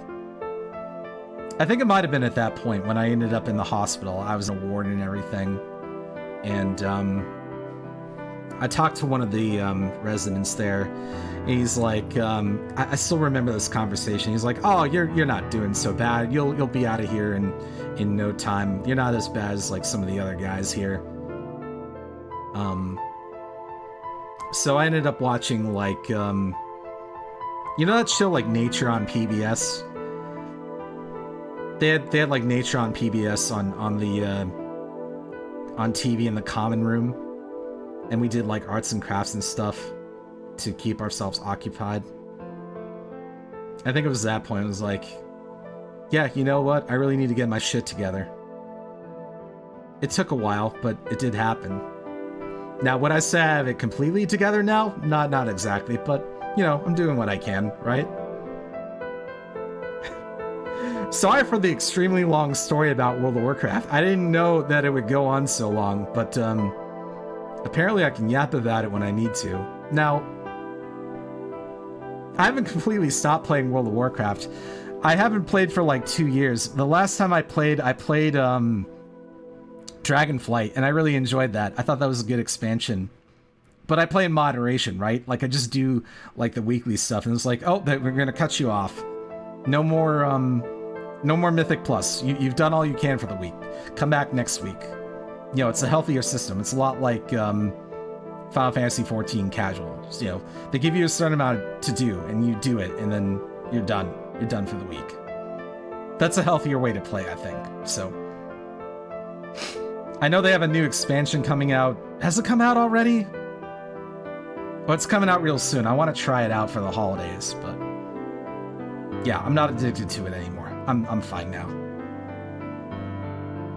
I knew someone in college who had to quit because he's too addicted to gaming, couldn't keep up his grades. No. That's how you know when things have got really bad, when you don't take responsibility for your own life. You shouldn't let it get that bad. You got addicted to MapleStory instead? Oof. Yeah, any kind of addiction is rough. So, if you're struggling like that, you know, please get some help. Get somebody to intervene. Get an intervention. Do what you gotta do to pull yourself away and get healthy again. Okay, on to more pleasant things. In high school, I once wrote a stage play about a bumbling detective who turns out to be an imposter that escaped from prison. So, back in high school, I was part of the drama club and the AV club. And so, I got this idea. Samuel L. Jackson like anime. Yes, I do. I got this idea for like a stage play, right? And I was kind of inspired by the Pink Panther movies, the ones with Peter Sellers in it. Does anyone know that the Pink Panther, the old movies? They're really, really funny. And so I kind of took inspiration from that, and I came up with this character who he escapes from prison, and the detective that he's impersonating is like away or like preoccupied with something, so he's not actually there to solve the cases. So the prisoner breaks into his office and he picks up the phone and he starts like answering the phone and taking people's cases for them and solving mysteries. And the thing is, like, he's actually as good as the actual detective, so nobody is the wiser, right? Because a lot of people haven't seen the detective in person, so he kind of gets away with it for a while. But at the end of the play, the actual detective comes back and reveals everything. It's kind of like a twist ending, you know? So that's the kind of plot that I came up with. Now, none of this was actually acted out, and I wish I had still had the screenplay, but people did express interest in wanting to act in it, but it never actually happened. I finished high school before I ended up finishing the screenplay, but it's a personal project that I'm kind of proud of. Maybe I'll go back to it someday. Now, there was a stage play that I was a part of, and that was a Shakespeare production of A Midsummer Night's Dream. The one with, you know, Demetrius and Lysander and Titania and Oberon and all the fairies and stuff, and the acting troupe. I got to play the part of Demetrius, and we had a sword fight. I had a sword fight against Lysander, and gosh, that was so much fun. It was such a cool night when we actually got to do the play and everything. I would totally do something like that again. I want to be in more Shakespeare plays. My high school English teacher, God bless him, he really imparted a love of the theater into me. Not just like traditional stage plays either, but also like musicals. I'm a big fan of musicals. Some of my favorite musicals are Into the Woods, Wicked, You're a Good Man, Charlie Brown, Avenue Q. I'm trying to think of some other ones. Those are like the 4 off the top of my head. Can you enunciate some of those insane words? What insane words? Oh, there's another one I like. The Pirates of Penzance. Does anyone know that one? The one with, I am the very model of a modern Major General. That's a very famous song. I wish I could perform that one. That's a very fun song. I would play it for you right now, but I'd be worried about getting DMCA'd for it. The internet is for porn. Yeah, I know the song well. There's so many fun songs in Avenue Q. Love that stuff. Alright, what's the next one we'll go over? I have never celebrated Christmas in my life, with one exception. My friend Jeff, the one I told you about earlier, he has a interesting family lineage. So he's got like Jewish on one side and Christian on the other side. So he actually has 3 celebrations in December because his birthday is in December too. So he gets his birthday, he gets Hanukkah presents, and he gets Christmas presents. So how do you like that? That's not too common, right? Usually it's like one or the other. It's Hanukkah or Christmas. It's not both. I was part of that one concert that Pam put on for FF14. That was a lot of fun. Yeah, the 12, what was it? The 12 things about Christmas I hate. What was the song? I don't remember. But I had a good time though. But yeah, normally I don't get to celebrate Christmas, and it makes me very sad. It makes me very envious of people who celebrate Christmas. Because I imagine them, they're like spending time with their families, having a nice holiday meal, filling their stockings, opening presents under the tree, doing all this decorations and stuff. And, you know, I feel like I'm kind of missing out by not being a part of that. Christmas is kind of a nothing day for me. Nothing is open, and, well, that's not true. It's not that nothing is open.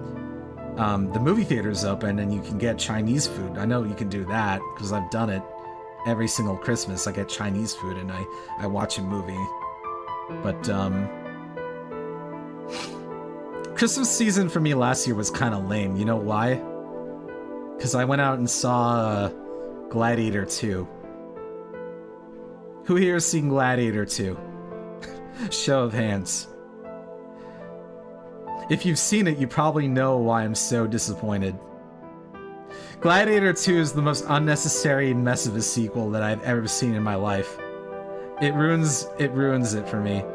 I mean, just stick with the original, the 2000 movie with, you know, Russell Crowe. That's all you need. You don't need a sequel. The CGI is bad. The plot is a mess. And don't get me wrong, I like Denzel Washington. I really do. I think he's great. But, it's just like, it feels like a big rehash of the first movie, and not even in a good way. It's like nobody's lives even matter. Like, if somebody dies, it's like, who cares? You know, plot moves on without them. It's like nothing is of any consequence. It's just like, oh, you know, somebody dies, you know, just whatever. Just keep going. I thought it really sucked. I think it's one of the worst sequels I've ever seen in my life. Don't watch Gladiator 2. We can at least do a watch-along of Ernest Saves Christmas. Can we? Where would you find that nowadays? Would you find that on YouTube or like Amazon or something, I guess? You love Ernest movies? Why does that not surprise me? You guys want to watch Christmas stuff together? We can. I can put something together in the Discord. Let's watch Tokyo Godfathers. Oh, I'd love that. I love Tokyo Godfathers. That's a really good movie. We can arrange that sometime. Oh, you know what Christmas movie we need to watch like most of all, more than anything? We need to watch Jingle All the Way. We do. That's like peak Christmas movie. Peak Arnold movie. Sinbad is in it. The late Phil Hartman is in it. That movie is absolutely insane. You need to watch it if you haven't watched it already. There was a Discord I was in one year, and they showed like Nightmare Before Christmas. I mean, I've seen that movie a million times. The Santa Claus with Tim Allen. Santa Claus is like, I don't know, it feels like uncomfortable for me to watch now. Like, I was okay with it as a kid, but like as an adult, it's like, I don't know. You know, like it doesn't hold up. Doesn't really hold up that well to me. Maybe it does for you guys, I don't know. The one part I liked about the Santa Claus is the part where they show off the sled and he's got like a chocolate chip cookie and a like a hot cocoa dispenser. Like, damn, dude, I want that in my car. Can I get that installed? Can I get the hot cocoa dispenser in my car? You know? I still kind of want that, but they don't make stuff like that for cars. I wish they did. If I was like a rich person, I'd do like a custom design dashboard, like, put this in my car. Give me that hot cocoa dispenser. Give me that cookie dispenser. Oh, sir, that isn't really practical. No, I want it anyway. I don't care how practical it is or not. And I'll be like Richie Rich and put a McDonald's in my mansion, you know? Because I deserve a break today. Alright, what else do we want to cover here? My dream job, and I still have this dream job, is that I want to be an easy listening radio DJ. Does that sound weird to you? I don't think as many people listen to the radio as they used to, but I do. Because I like having a constant companion when I'm on the road or I'm at work. Because, you know, I can't do Twitch when I'm at work. I had the voice for it? Oh, you think so? Thank you. Thank you for saying so. But, in another life, I imagine myself being a radio DJ and taking requests from people and making their days a little better. I'm doing talk radio now. You know, the funny thing is, Happy Toaster, this is how I explain streaming to my parents. It's like, oh, you're just doing your radio thing, aren't you? Aren't you, Ari? I'm like, yep, I sure am, and nothing else. Definitely don't, you know, come watch my channel or anything. Haha. I don't want to have to explain certain things to you, you know? But, yeah, that's pretty much how I explain it. I've heard, like, some VTubers, like... I read this post from Zentrea lately, where she says, oh, my dad found out I'm a VTuber, and he asked me to explain it to him, and he's like, so what do you do? And he sees her model, and he's like, oh, you're like a Muppet, aren't you? Your red hair looks kind of like Animal. And then she showed the post, and God, this is like the funniest thing I've ever seen. I need to show this to you, actually. Hold on. Let's see if I can find it. This is like one of the funniest things I've ever seen.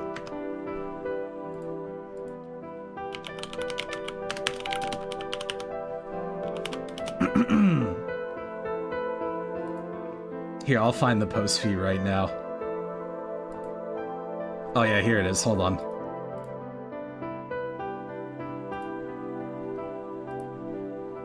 So, she's like, I told my dad I'm a VTuber. He said, what the heck is that? Explained to him, sent a picture, said, so you're like a Muppet. That's cool. You look kind of like the red Muppet with crazy red hair. Animal. Fuck me, man. Like what? We don't even look the same? But like looking at that, they kind of do. Just like, just like compare the two. Ah. That's too funny. Just like side by side. When I look at this, I'm like, man, I should really get like a Muppet version myself. It'd be great. I wonder if there's anybody who specializes in that. Maybe they do. I should look into that. It's true though. I mean, we have somebody who rigs us, you know, for a live 2D or Vroid, and you know, they need somebody to puppeteer and animate them. That's kind of what we do, you know? So we are kind of like... I said we were Muppets for a modern age on Blue Sky. It's just, you know, we have a different sort of aesthetic, right? Oh, Sayu has that kind of model? Oh, that doesn't surprise me. Did I tell you I actually met him in real life a couple years ago or last year? It was at an Anime Boston. He was doing signings, and I was like, oh, I really loved you as Akihiko in Persona 3 Reload. You did a great job, blah, blah, blah, blah, blah. I've seen you in this and that. And we had that kind of conversation.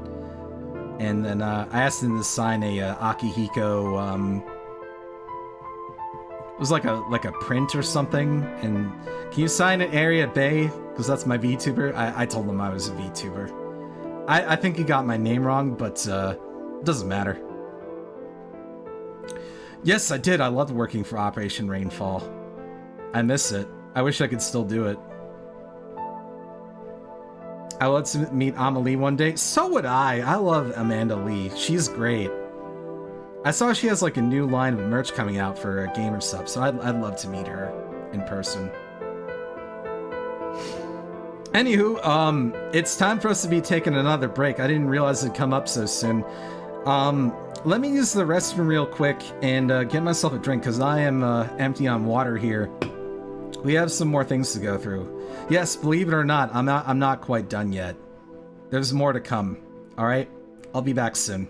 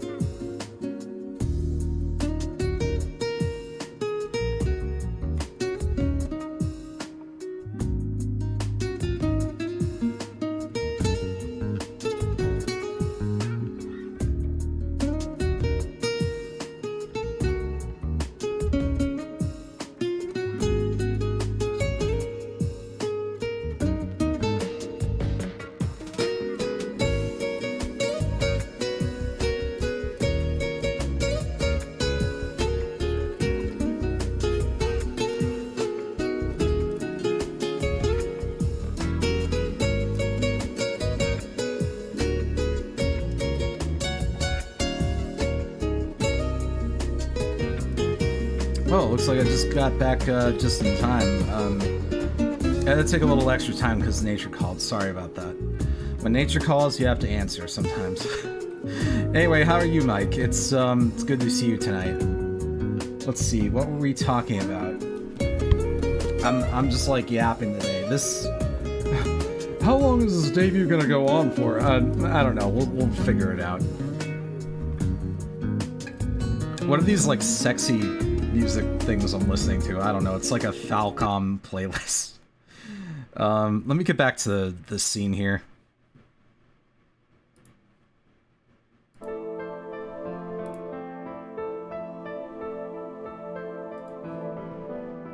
Okay, where were we? I lost my place. Hold on.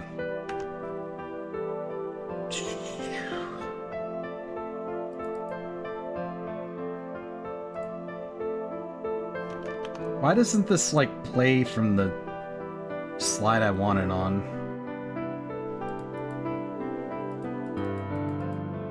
Hello? I actually don't know how to use PowerPoint, I guess.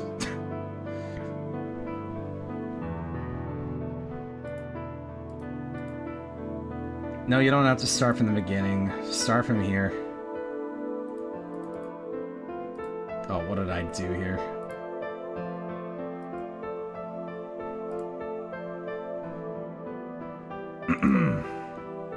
From current slide. Yes, there we go. Okay, I'm learning to use PowerPoint. Yay!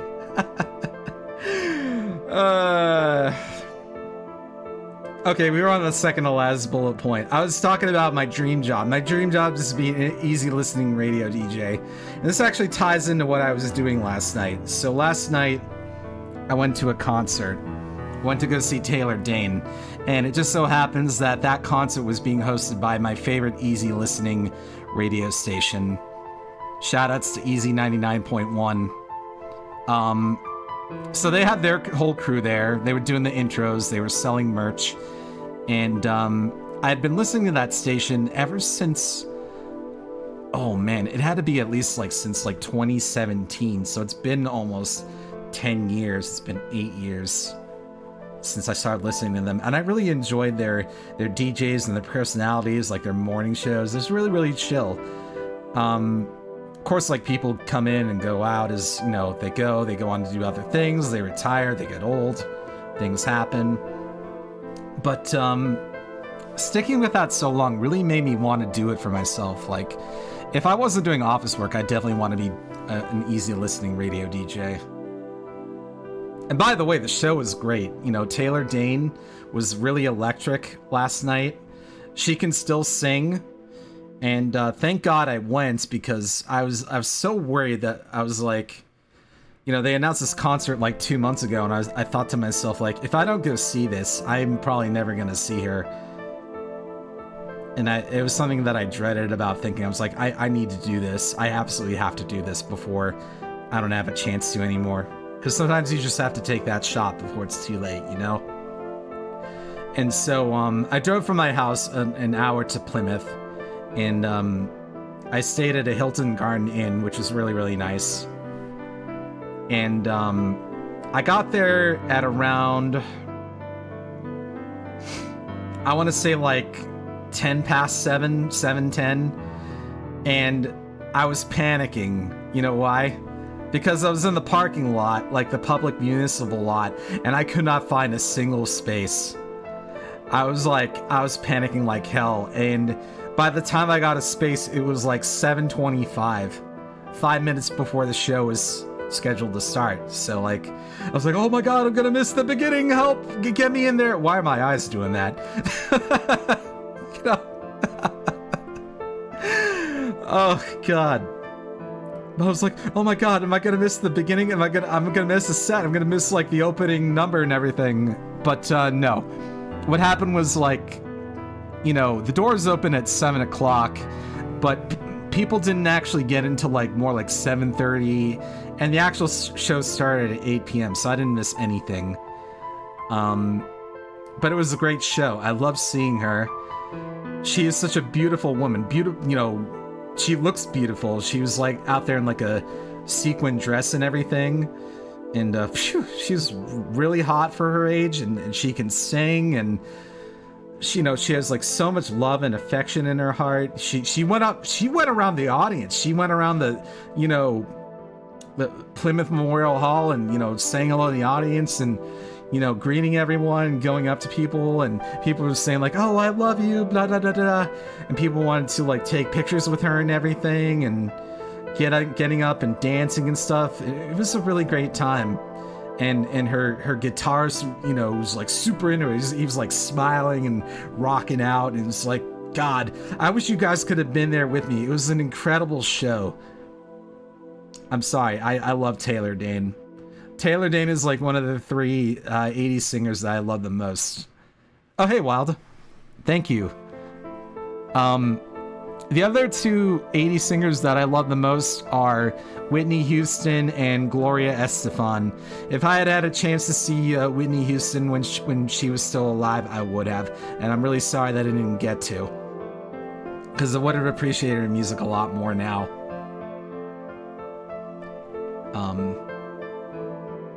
We still have Gloria Estefan around, don't we? I hope we do, because I'd really like to go see her one day. I feel like I'm getting really off topic here. Is that okay with you guys? I'm not talking about myself at all. I'm talking about like popular 80s divas. Oh, by the way, there's one more thing I want to mention. So one thing that I really liked that Taylor Dayne did is she did like a tribute to all the 80s stars who had passed away, like Michael Jackson and Prince and Tina Turner and so on and so forth. We ended up losing a lot of really talented people, and she sang one of her songs in tribute to them. It was a rendition of Nothing Compares to You. That's what I remember. And gosh, it was so beautiful, man. I wish you guys could have been there. It was such a great show. I had a really good time. I only wish it could have lasted longer. And if I had known it would be that good, I would have sprung for like the VIP tickets, because there was like a separate meet and greet session. That would have been like another $100. I'm kicking myself for not spending the money to do it. But the thing was, like, I was really tired. I hadn't been getting enough sleep, so I just decided to call it a night and go back to my hotel after the concert was over. Just kind of wanted to get a good night's sleep. When I did get back to the hotel, I found a channel that was playing the Indiana Jones movie, so I just, I fell asleep to Last Crusade, the one with, what's his face? I'm blanking on the name. Sean Connery. Yeah, Sean Connery as Indy's dad, so that's a fun movie. I like that one. And that's all I have to say about that. Thank you for listening to my spiel about Taylor Dayne and wanting to be a easy listening radio DJ. The last one is, I hate snakes and anything that reminds me of them. Yep. They freak me out. There's that one clip of me playing Resident Evil. The Resident Evil 4 clip where I find a snake in a box, and I'm just like, like making all kinds of weird sounds. I don't like snakes. I know there's some people who don't mind them. They actually scare the living daylights out of me. No snakes, please. Keep them away from me. And, yeah, that's all I could think of for this slide. I think if I put any more, it'd be too much, because we've been talking about this for a while, so I think we should move on. Let's move on. Okay, so now we talk about actual stream relevant stuff. So, what's next? Well, in the near future, next week we're starting Final Fantasy Tactics. Yay! New RPG, and new to me too. I've never played Final Fantasy Tactics. We're gonna go with the new version, the Switch version that's got the voice acting, because I really want to hear Ben Starr. Sorry to the purists out there, but that's the route I want to go. And I'll be counting on you guys to help me with that, because I've never played it and I'm not the best at strategy games, so I'm gonna need your help with that. Please help me. Okay? I'll allow backseating for that one.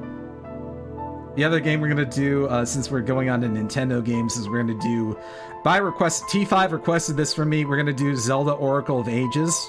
And yes, I am gonna do both Oracle of Ages and Oracle of Seasons, so that'll probably finish off sometime in December. How did FFT via Monk win? Okay, I'll take notes. Isn't your genre action? Sometimes it is. I love action games, I really do. Would I say it's my bread and butter? Not entirely. I'd say I like RPGs the most out of anything.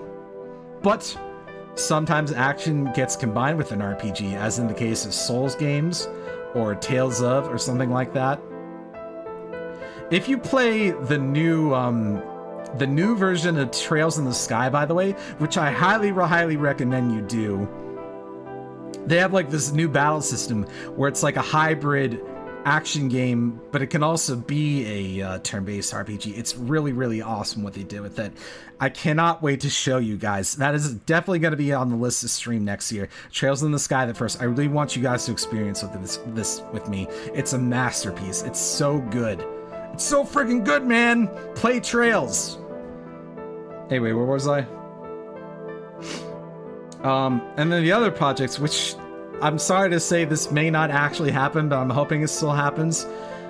I want to host a raid training coming up in 2 weeks where all the streamers play like indie games for 3 hours each, and we kind of pass on to each other, and we get to know each other through that. It's kind of like a chain link event, and we show off indie games that most people haven't seen before. We kind of, sell them and show them off and tell them what we love, tell people what we love about them.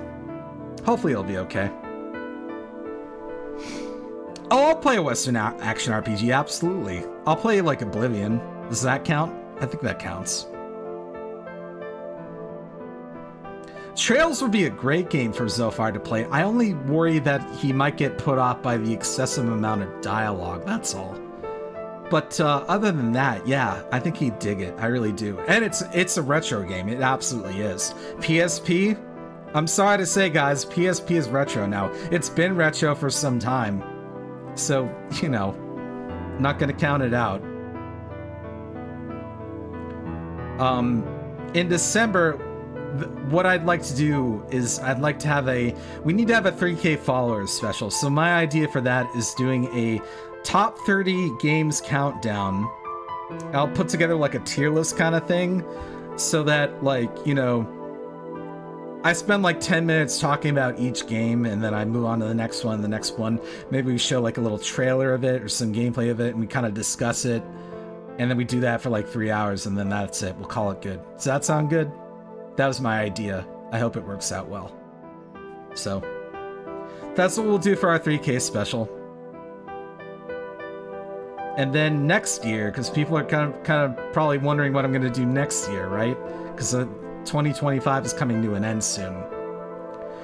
So my plan for next year is to do sequels to games that we've done this year. So we did Suikoden 1 this year, we'll do Suikoden 2 next year. We did Breath of Fire 1 this year, we'll do Breath of Fire 2 next year. We're doing Lunar 1 right now, we'll do Lunar 2 next year.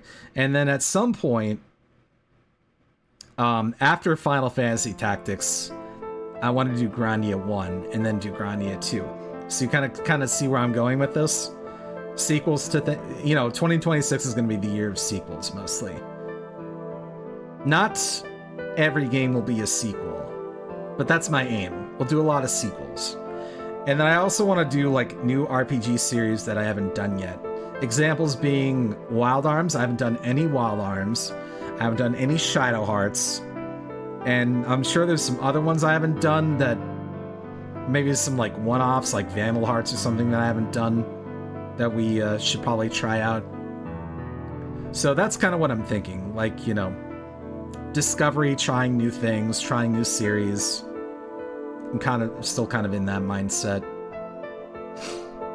And most importantly, more Falcon games. So yes, you are going to see more Ys games. You are going to see some Trails. I don't know when, but I had plans to play Ys 9 Monster Nox for the longest time. I just haven't been able to fit it in. Hopefully soon, though. There's like a part 2 to this. Let me pull it up. So you know that talk show that I had going inside the VTube studio? That's going to be brought back next year. I'm hoping to bring it back in January. I know after people are done being busy with the holidays. I still have people to work off my list to invite on the show to interview them about being a VTuber, because I think you guys were enjoying that. And, yeah, we've had a lot of great guests so far. But I'm not quite done with that yet, and I'd like to kind of keep it going. So I want to bring it back for, I guess we'll call it Season 2. And we'll have more guests on. We'll talk to them about what being a VTuber means to them. And then in March... in March, I'll have been streaming for 13 goddamn years. Can you believe that? 13 years. What are you even supposed to do for your 13th anniversary? I don't know. Maybe you guys have some ideas for that. I don't know at this juncture. It's too early to say. But, you know, it'll be something fun. Maybe we'll just do party games or something. Who knows? I'd like to bring back themed months as well. So we'll have 1 month where we do Star Wars games. There's a whole lot of Star Wars retro games that I haven't done yet. Examples being Shadows of the Empire, Jedi Academy, TIE Fighter, Rogue Squadron, stuff like that. I really want to like share that with you guys because Star Wars was a big part of my gaming history growing up, and yeah, I think that'd be a lot of fun sharing that with you. I was very, very into Star Wars.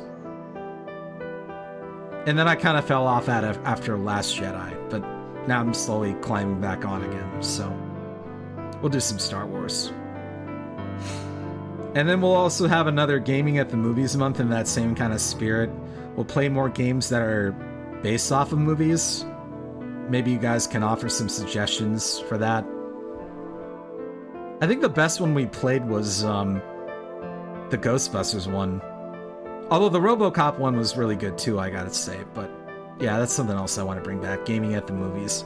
I love movies, I love video games. Let's bring two great tastes that taste great together. Like peanut butter and jelly, you know? That's what I'd like to do. One day. Can't say when, though.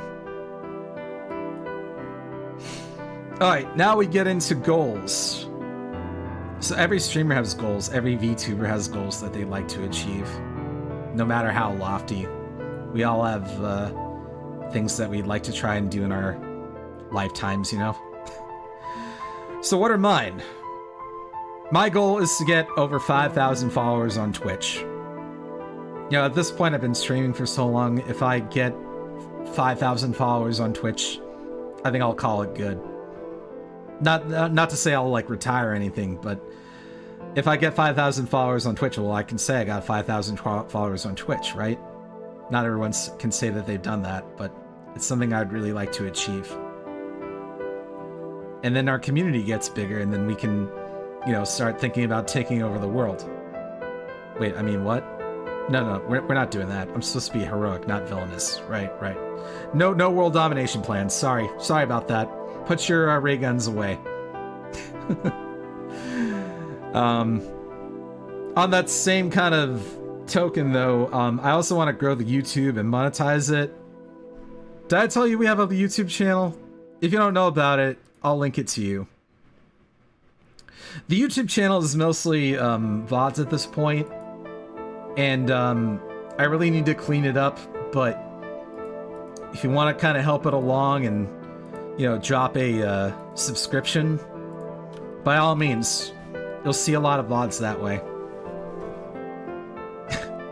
For Twitch partner too, I didn't put partner here because I wasn't sure about my ability to get partner, but it's a nice stream. Maybe I should have put it here.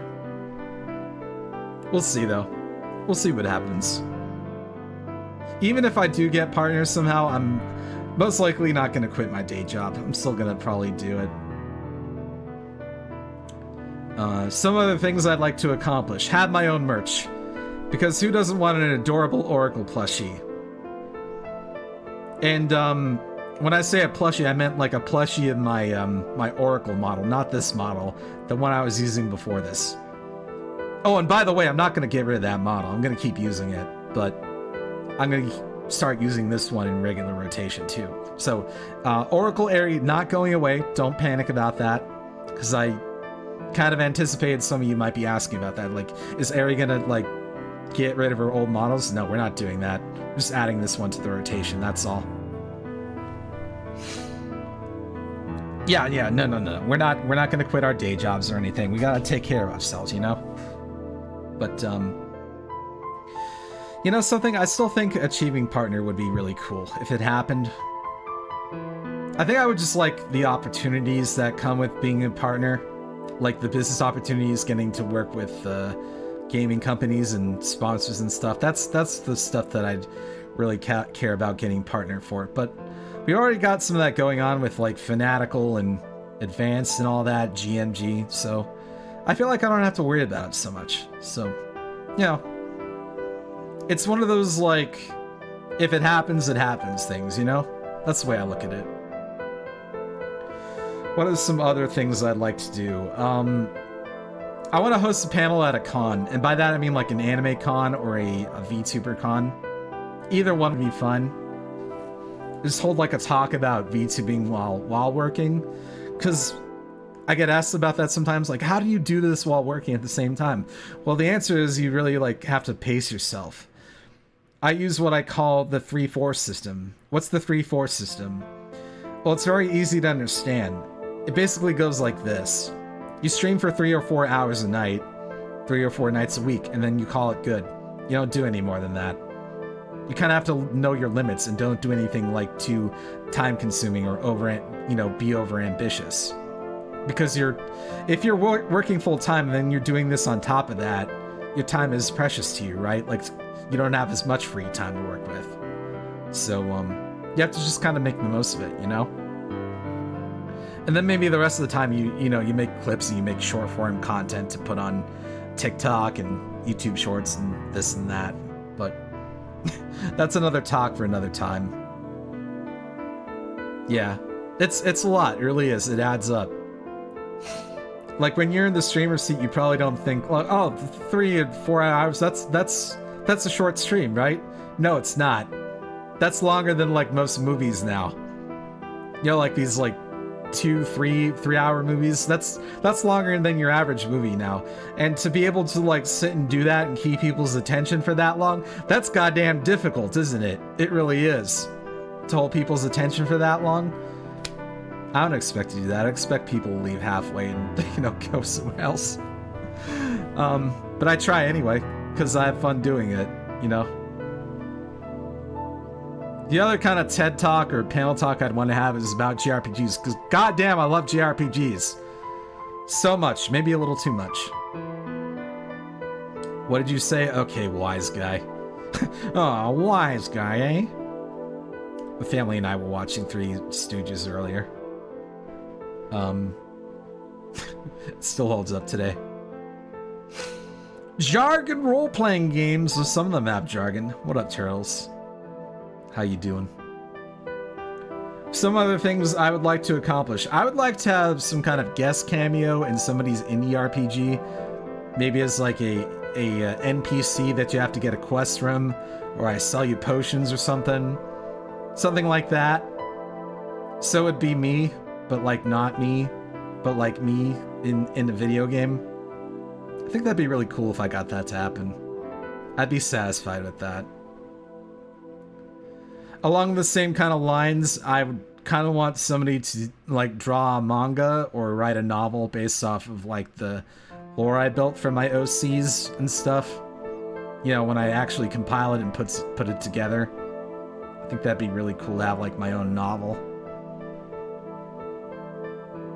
My character's sort of a librarian at heart, so I put a lot of emphasis on like reading and lore and stuff. And well, as of now, I'm part of a book club by my friend Pang is hosting it. We're reading Alchemized by Senlin Yu right now. So yeah, reading is fundamental. If I had my own novel, would you guys buy it? Would you buy like my light novel or my manga if you saw it at like Barnes & Noble or your local bookstore? Hopefully you would. Or like my ebook. Or maybe I could like get Morgan Freeman to narrate my audiobook. That's the dream right there, right? Getting him to narrate your your grand story. One can dream, right? And then the last one, and this is absolutely insane and not recommended to any sort of mortal being whatsoever. Beat every single Trails game on stream. Challenge impossible? Maybe not? Question mark? There's a lot of Trails games. They have a lot of hours combined. So much dialogue, so much story, so much lore to take in. And I think, yeah, it's really time consuming. I'd have to like really focus on that. And if I were to do this, I think I would take it on as sort of like my final project. Like when I'm done with everything else I want to do, that'll be like my magnum opus, my swan song to streaming and VTubing, and be like, yeah, this is how I go out with this grand epic story on the scale of like, I was thinking like George R. Martin Game of Thrones, or Wheel of Time Robert Jordan, something like that. Took me a second to think of that, but yeah, that's like pretty much the video game equivalent to that. So ambitious, yes. Impossible, maybe. Only one way to find out, right? Okay, and that's it. That brings us to the end. So, that's the end of my presentation. Did you guys enjoy it? Did you enjoy going through all those slides and stuff? Thank you for being so patient. I know that took a while, but there was a lot to go over. I'll use this opportunity as a last-minute kind of thing to hold a Q&A session. So if there's something that I haven't answered or you'd like to know, just ask it in chat, and I'll address it right now.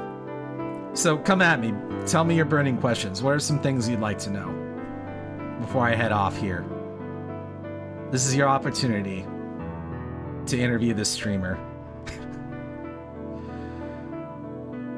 Oh, for those of you who missed it earlier, I guess I can also kind of show off the model a bit more, if you want me to.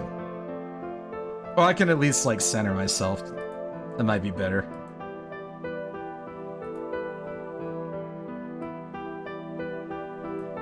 Here, I'm gonna make myself bigger here.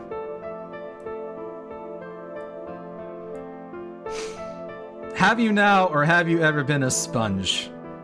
Nope, I can't say that I have. I think I'm pretty absorbent like a sponge, though.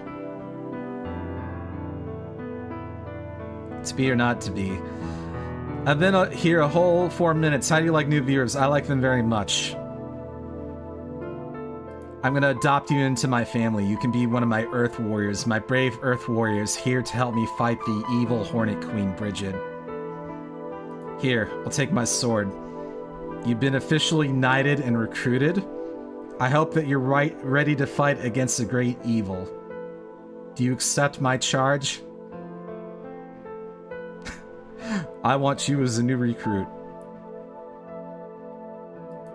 Wait, this isn't a Village People song, it's a VTuber debut. It's a bit different. You're a turtle? That's great. We need turtles, we need people with strong defense. That'll help us in the Great War. What made you be a VTuber? Oh, I haven't actually answered that, but it's a story I've told multiple times, so I'll tell it again. Way back in my early days when I was still a cam streamer, I wanted to have a mascot, and I asked my friend Jared, Strider Axel, what's the most annoying enemy in video games? And we had to think about it, because it was a question we considered together. And there are a few answers we could have gone with. We could have said the crows, the eagles from Ninja Gaiden. We could have said bats. There are lots of annoying bats in video games. So I could have been either one of those. But we finally settled on bees. And the reason we settled on bees is because at the time, I was playing Donkey Kong Country 2 for the first time on stream. And there's like a world or like levels in Donkey Kong Country 2 that have you go inside a beehive and fight, you know, giant Donkey Kong country-sized bees. And so we had our answer. And with that in mind, this character right here, Aerie, went through a few concepts before becoming the green-haired beauty that you see today. This is just the latest evolution in a long line of, you know, character development. Yeah, the zingers, exactly. In all your years of VTubing, has anyone ever said they had a crush on you? There was one time when I was playing Castlevania, and it was not when I was VTubing, it was before that. Somebody actually said they wanted to marry me, and me, being very inexperienced in the affairs of romance, did not know how to take that. Could you imagine getting a marriage proposal during stream for playing Castlevania of all things? I mean, I was flattered and everything.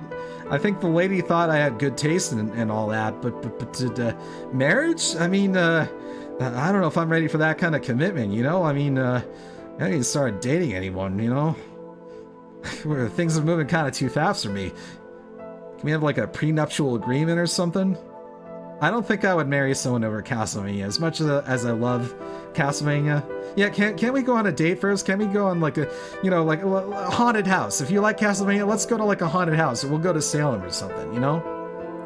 I don't want to rush into marriage. No way. It's kind of amusing to think about, though. You would tell them to buzz off? Oh, I should have just said that. Why don't you make it like a treat and get out of here?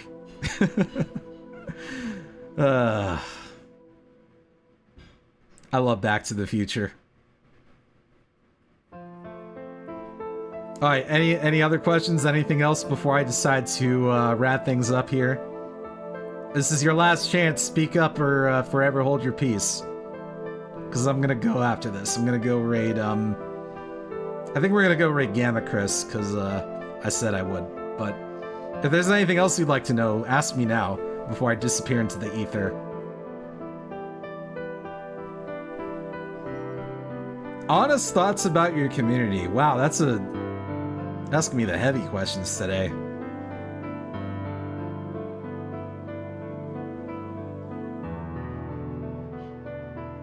Trying to think about what to say. You're all evil and I hate you and I wish you would fall into a pit of despair forever. No, that's not how I feel. Honestly, I'm really proud to have a community like you guys. I get other streamers complimenting me, like they say, Aerie, you have such a nice community. You know, I wish I had a community as nice as yours. And the community is nice because we cultivate it, you know?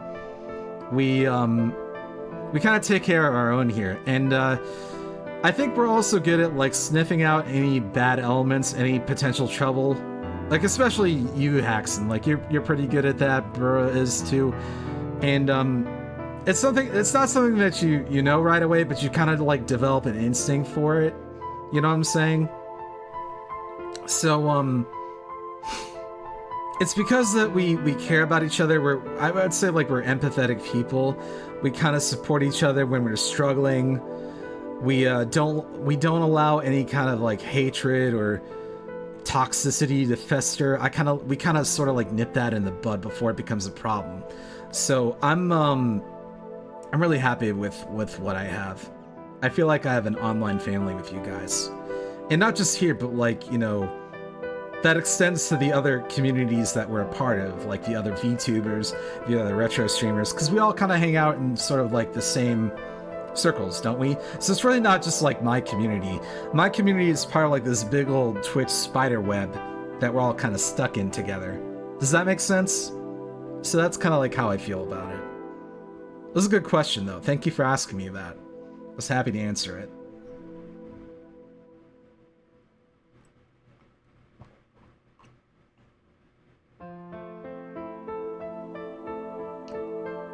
Sorry, I was just taking a drink there. Any other last minute questions you want to ask me? I'll give it a few seconds before I decide to go. Can't think of any questions. Just glad to be here. Oh, wait. We gotta redeem. Oh, somebody remembered to actually pay the taxes. Well, thank you, Chaotic Claw. I'm glad to have you with me too. This is a really special evening for me. So, thank you for choosing to be with me. It means a lot to me. I mean, I realize that there's like so much going on. There's so many people debuting tonight. There's so many events. There's so many people you could be watching. The fact that you're stopping here to see like little old me do this big presentation, it means a lot to me. Almost makes me want to cry, you know? Well, I'll cry if you want me to. See? No, these aren't sad tears. These are happy tears. Thank you. Thank you, everyone. I want to thank my mom. I want to thank my dad. I want to thank my model parents. I want to thank the president of Nintendo, Doug Bowser. Oh wait, he's not president anymore. A raid? Oh, we're getting... Is it Natsu? Natsu's raiding us? Oh, we can't just go yet. We can't go if Natsu's raiding us. My favorite color? Take 3 guesses. The first 2 don't count. Hello, Natsu Raiders. You come to see me on my big, beautiful debut. Thank you. You didn't get a raid alert because it's from YouTube. We don't get raids from YouTube because we're on Twitch. Maybe I should stop crying now. No, this is a happy occasion. This is not time for us to cry. Hello, Natsu. It's wonderful to see you. This is my Star Warrior form. It's a new form that I'm debuting tonight. Thank you. Oh, well, I guess I'll use this opportunity to show off the whole model again. Thank you all. What were you all up to today? I don't think I caught the game you were playing. What's my most hated color? Beige. Beige is like, just like... it's just like an old people color. I'm not a fan of beige. Does that count? Oh, you got Ted Bob in here too. Wait a minute, we gotta go back. Hold on. I gotta show people the Ted Bob art again. Hold on. Let's rewind, shall we? We can rewind that slide. End of slideshow. No. Here, let's go back to it. We'll go back to it. Here. Everyone. Is it showing up? Oh, I gotta move my head. I gotta move my big stupid head. Hold on. Here, let me get out of the way here. Ted Bob created this lovely piece of art for me. Check it out. Very old school, very cutie honey. Do you like it? I sure do. That horny queen, she ain't gonna know what's coming.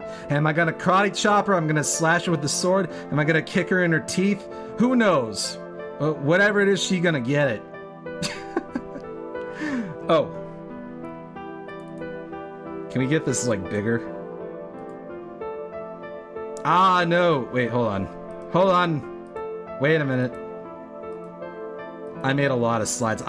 This is what I was working on all afternoon today. Well, I guess I can show you more art. This is what we saw earlier. So this one's by Young Khan. I had him made this black and white one for me.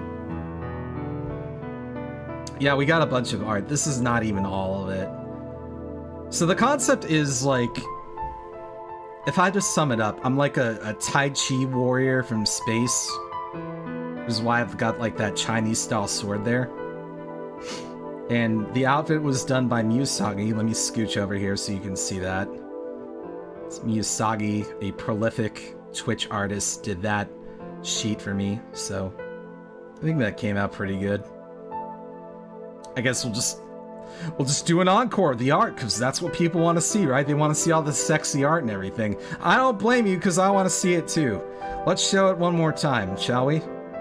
Let's go over it one more time for the people who missed it. Alright, next slide.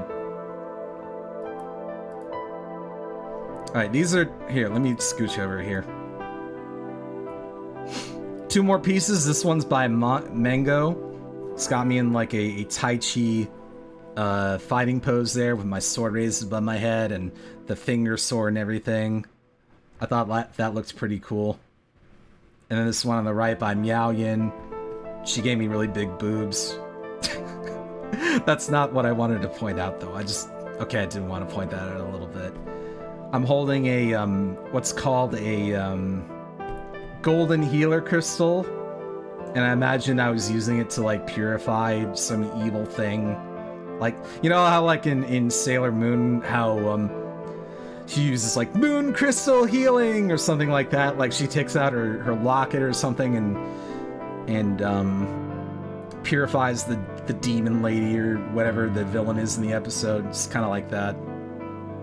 She's got massive amounts of character. Yes, like 20% more at least, by my estimate. I think that turned out pretty good. I gotta ask her for more art too. And then... okay, we already saw this. But I want to point out this one by Mystiku as well. I think this came out pretty well.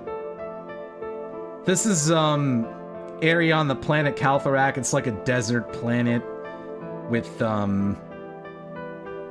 you know, like cacti and everything. You can see the northern lights at night. And it's supposed to be like really hostile, and she's being attacked by an unknown assailant. We don't know who it is. So she's kind of like defending herself here. I thought that was pretty cool. Kind of like a watercolorish look. I really liked the way that turned out. And then finally we have our villain here. Just move over here for now. The villain of our story is a woman called Brigid. She is the Hornet Queen of the universe. She has imperial ambitions, and her target is the planet Earth. Now, why does she want Earth so bad? Because she goes after any planet that has intelligent life and resources on it, and she's already conquered so many.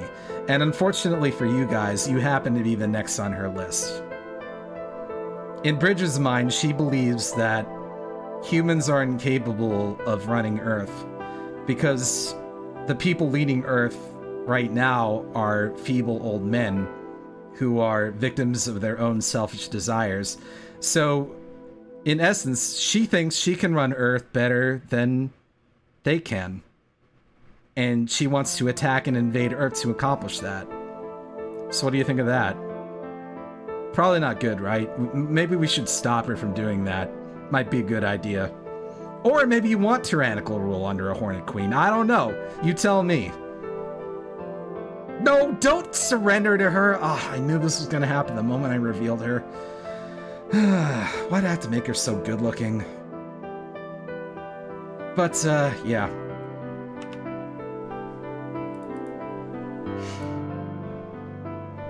So here are our new emotes for our subscribers. We have Pouty Face, kind of a rock glasses look. We've got pointing, we've got peace signs, we have sweaty signs, we have raid signs.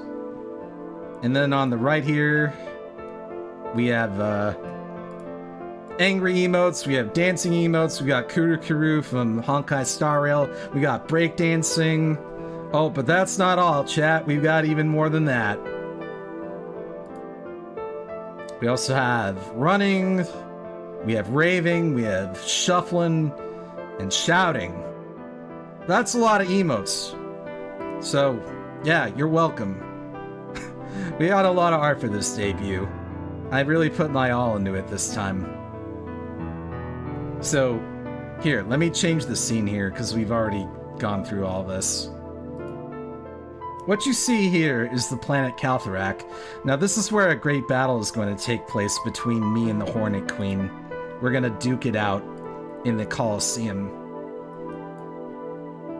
This is a sacred battle site where many ancient warriors have fallen in honorable mortal combat. So I actually had a Colosseum scene made for this that I haven't shown you yet. And I just reminded myself that I have to show it, so... I think it's this scene. Did I put it here? Hopefully I did. No, that's not it. That's my other intro scene. Oh, I know where it is. It's this one. So... here's Aerie inside the Colosseum. She's catching a bunch of petals and smiling up at the sun.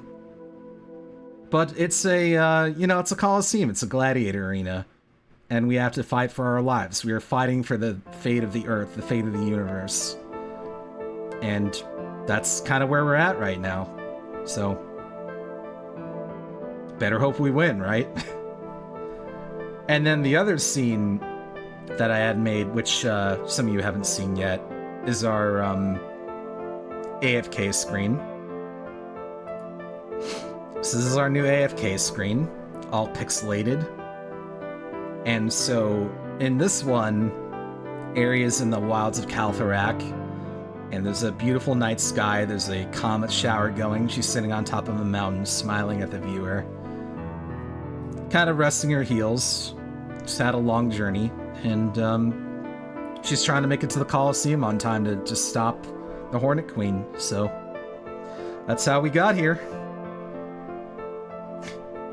It's pretty cool, huh?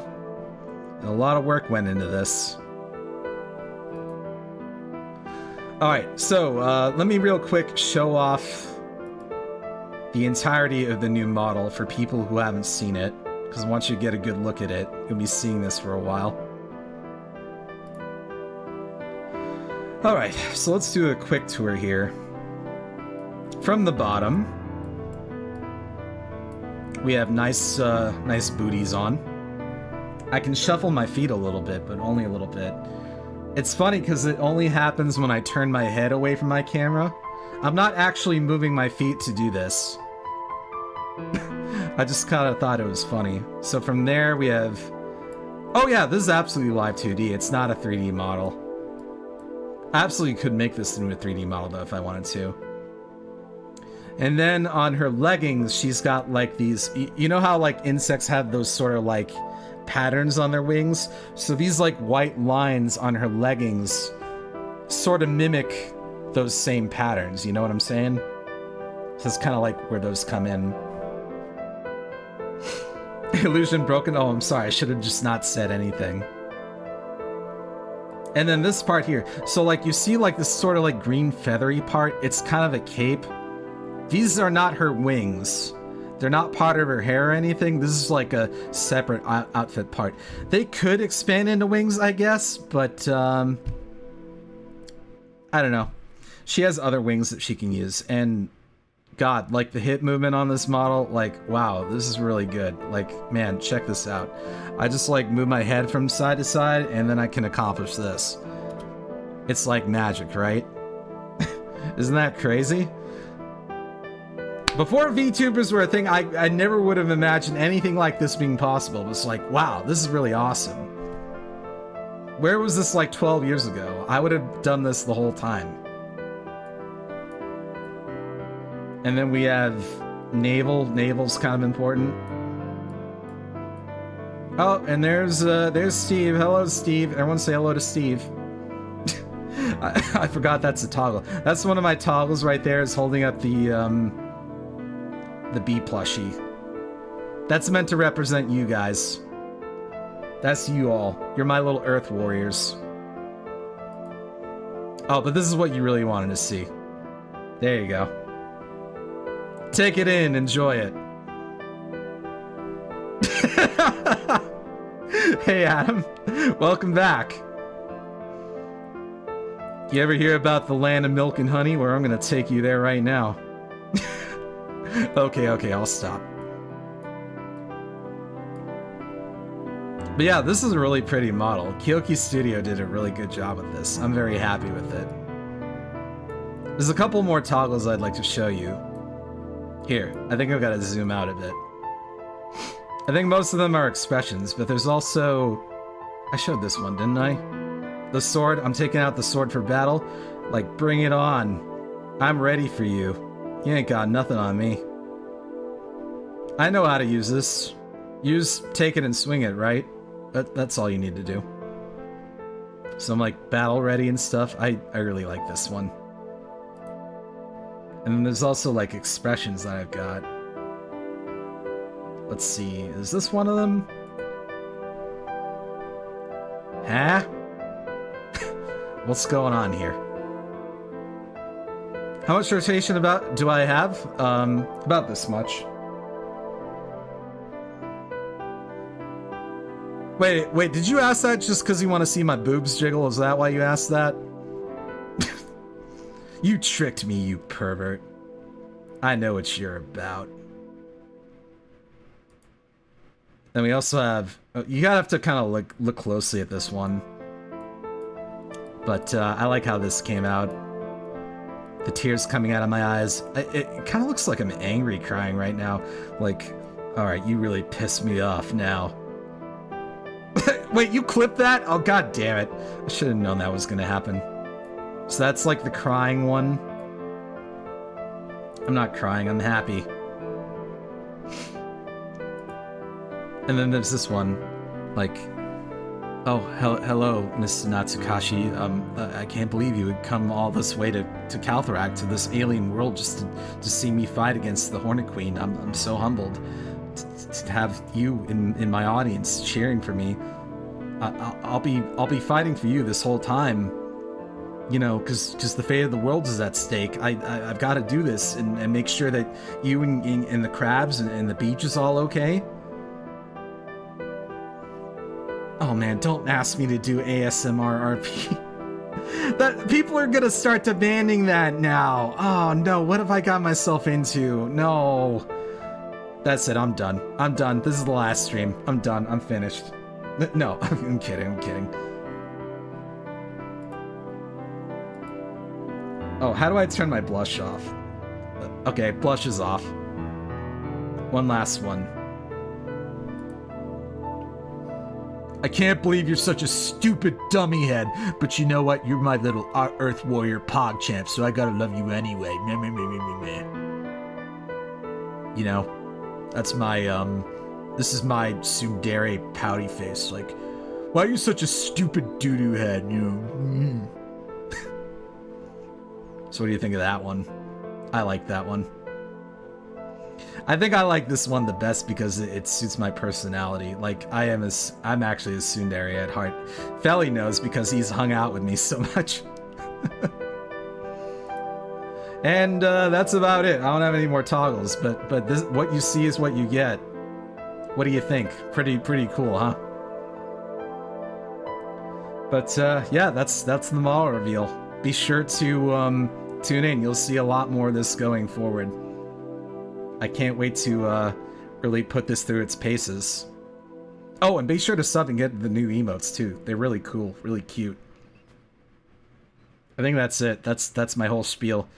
Anyone have any last minute questions or anything that they want to say to me before I go? Speak now or forever hold your peace, because I'm gonna get ready to do a raid soon. Does Samuel L. Jackson like Oh, anime? well, that's even better. Hentai too. 10 little bees. 10 little bees. That's right. 10 months, 10 bees. 1 bee for each month. Yeah, and don't worry, because I'm gonna archive this whole thing. I'm gonna, you know, save the VOD, highlight it, put it up on YouTube for people to watch whenever they well please. Thank you. See, that's what makes me happy most of all, because you recognize how much I put into this. So that makes it feel worthwhile, especially coming from you, Natsu. Thank you so much. I really appreciate that. 10 streams in a row. Wow, yeah. Way to keep up that attendance, man. Aw, thank you. Aw, you're gonna make... See, you're making me blush again, Natsu. Gosh, you gotta cut that out. Thank you, though. Alright, well, if there's nothing else, I guess I'm gonna say my goodbyes for the night. Stop it. I'm not RPing, okay? This is me talking, okay? I know people are gonna demand it, though. You're gonna give me, like, prompts to RP. I've opened up a Pandora's box that I can't possibly close up again. I am a tsundere. That's not RPing. I really am a tsundere. Tsundere? Tsundere. It works. Okay, let's go raid out to Gamma Chris. I'm done here. Have a good night, guys. I hope you enjoyed that. It was a lot of fun. See you guys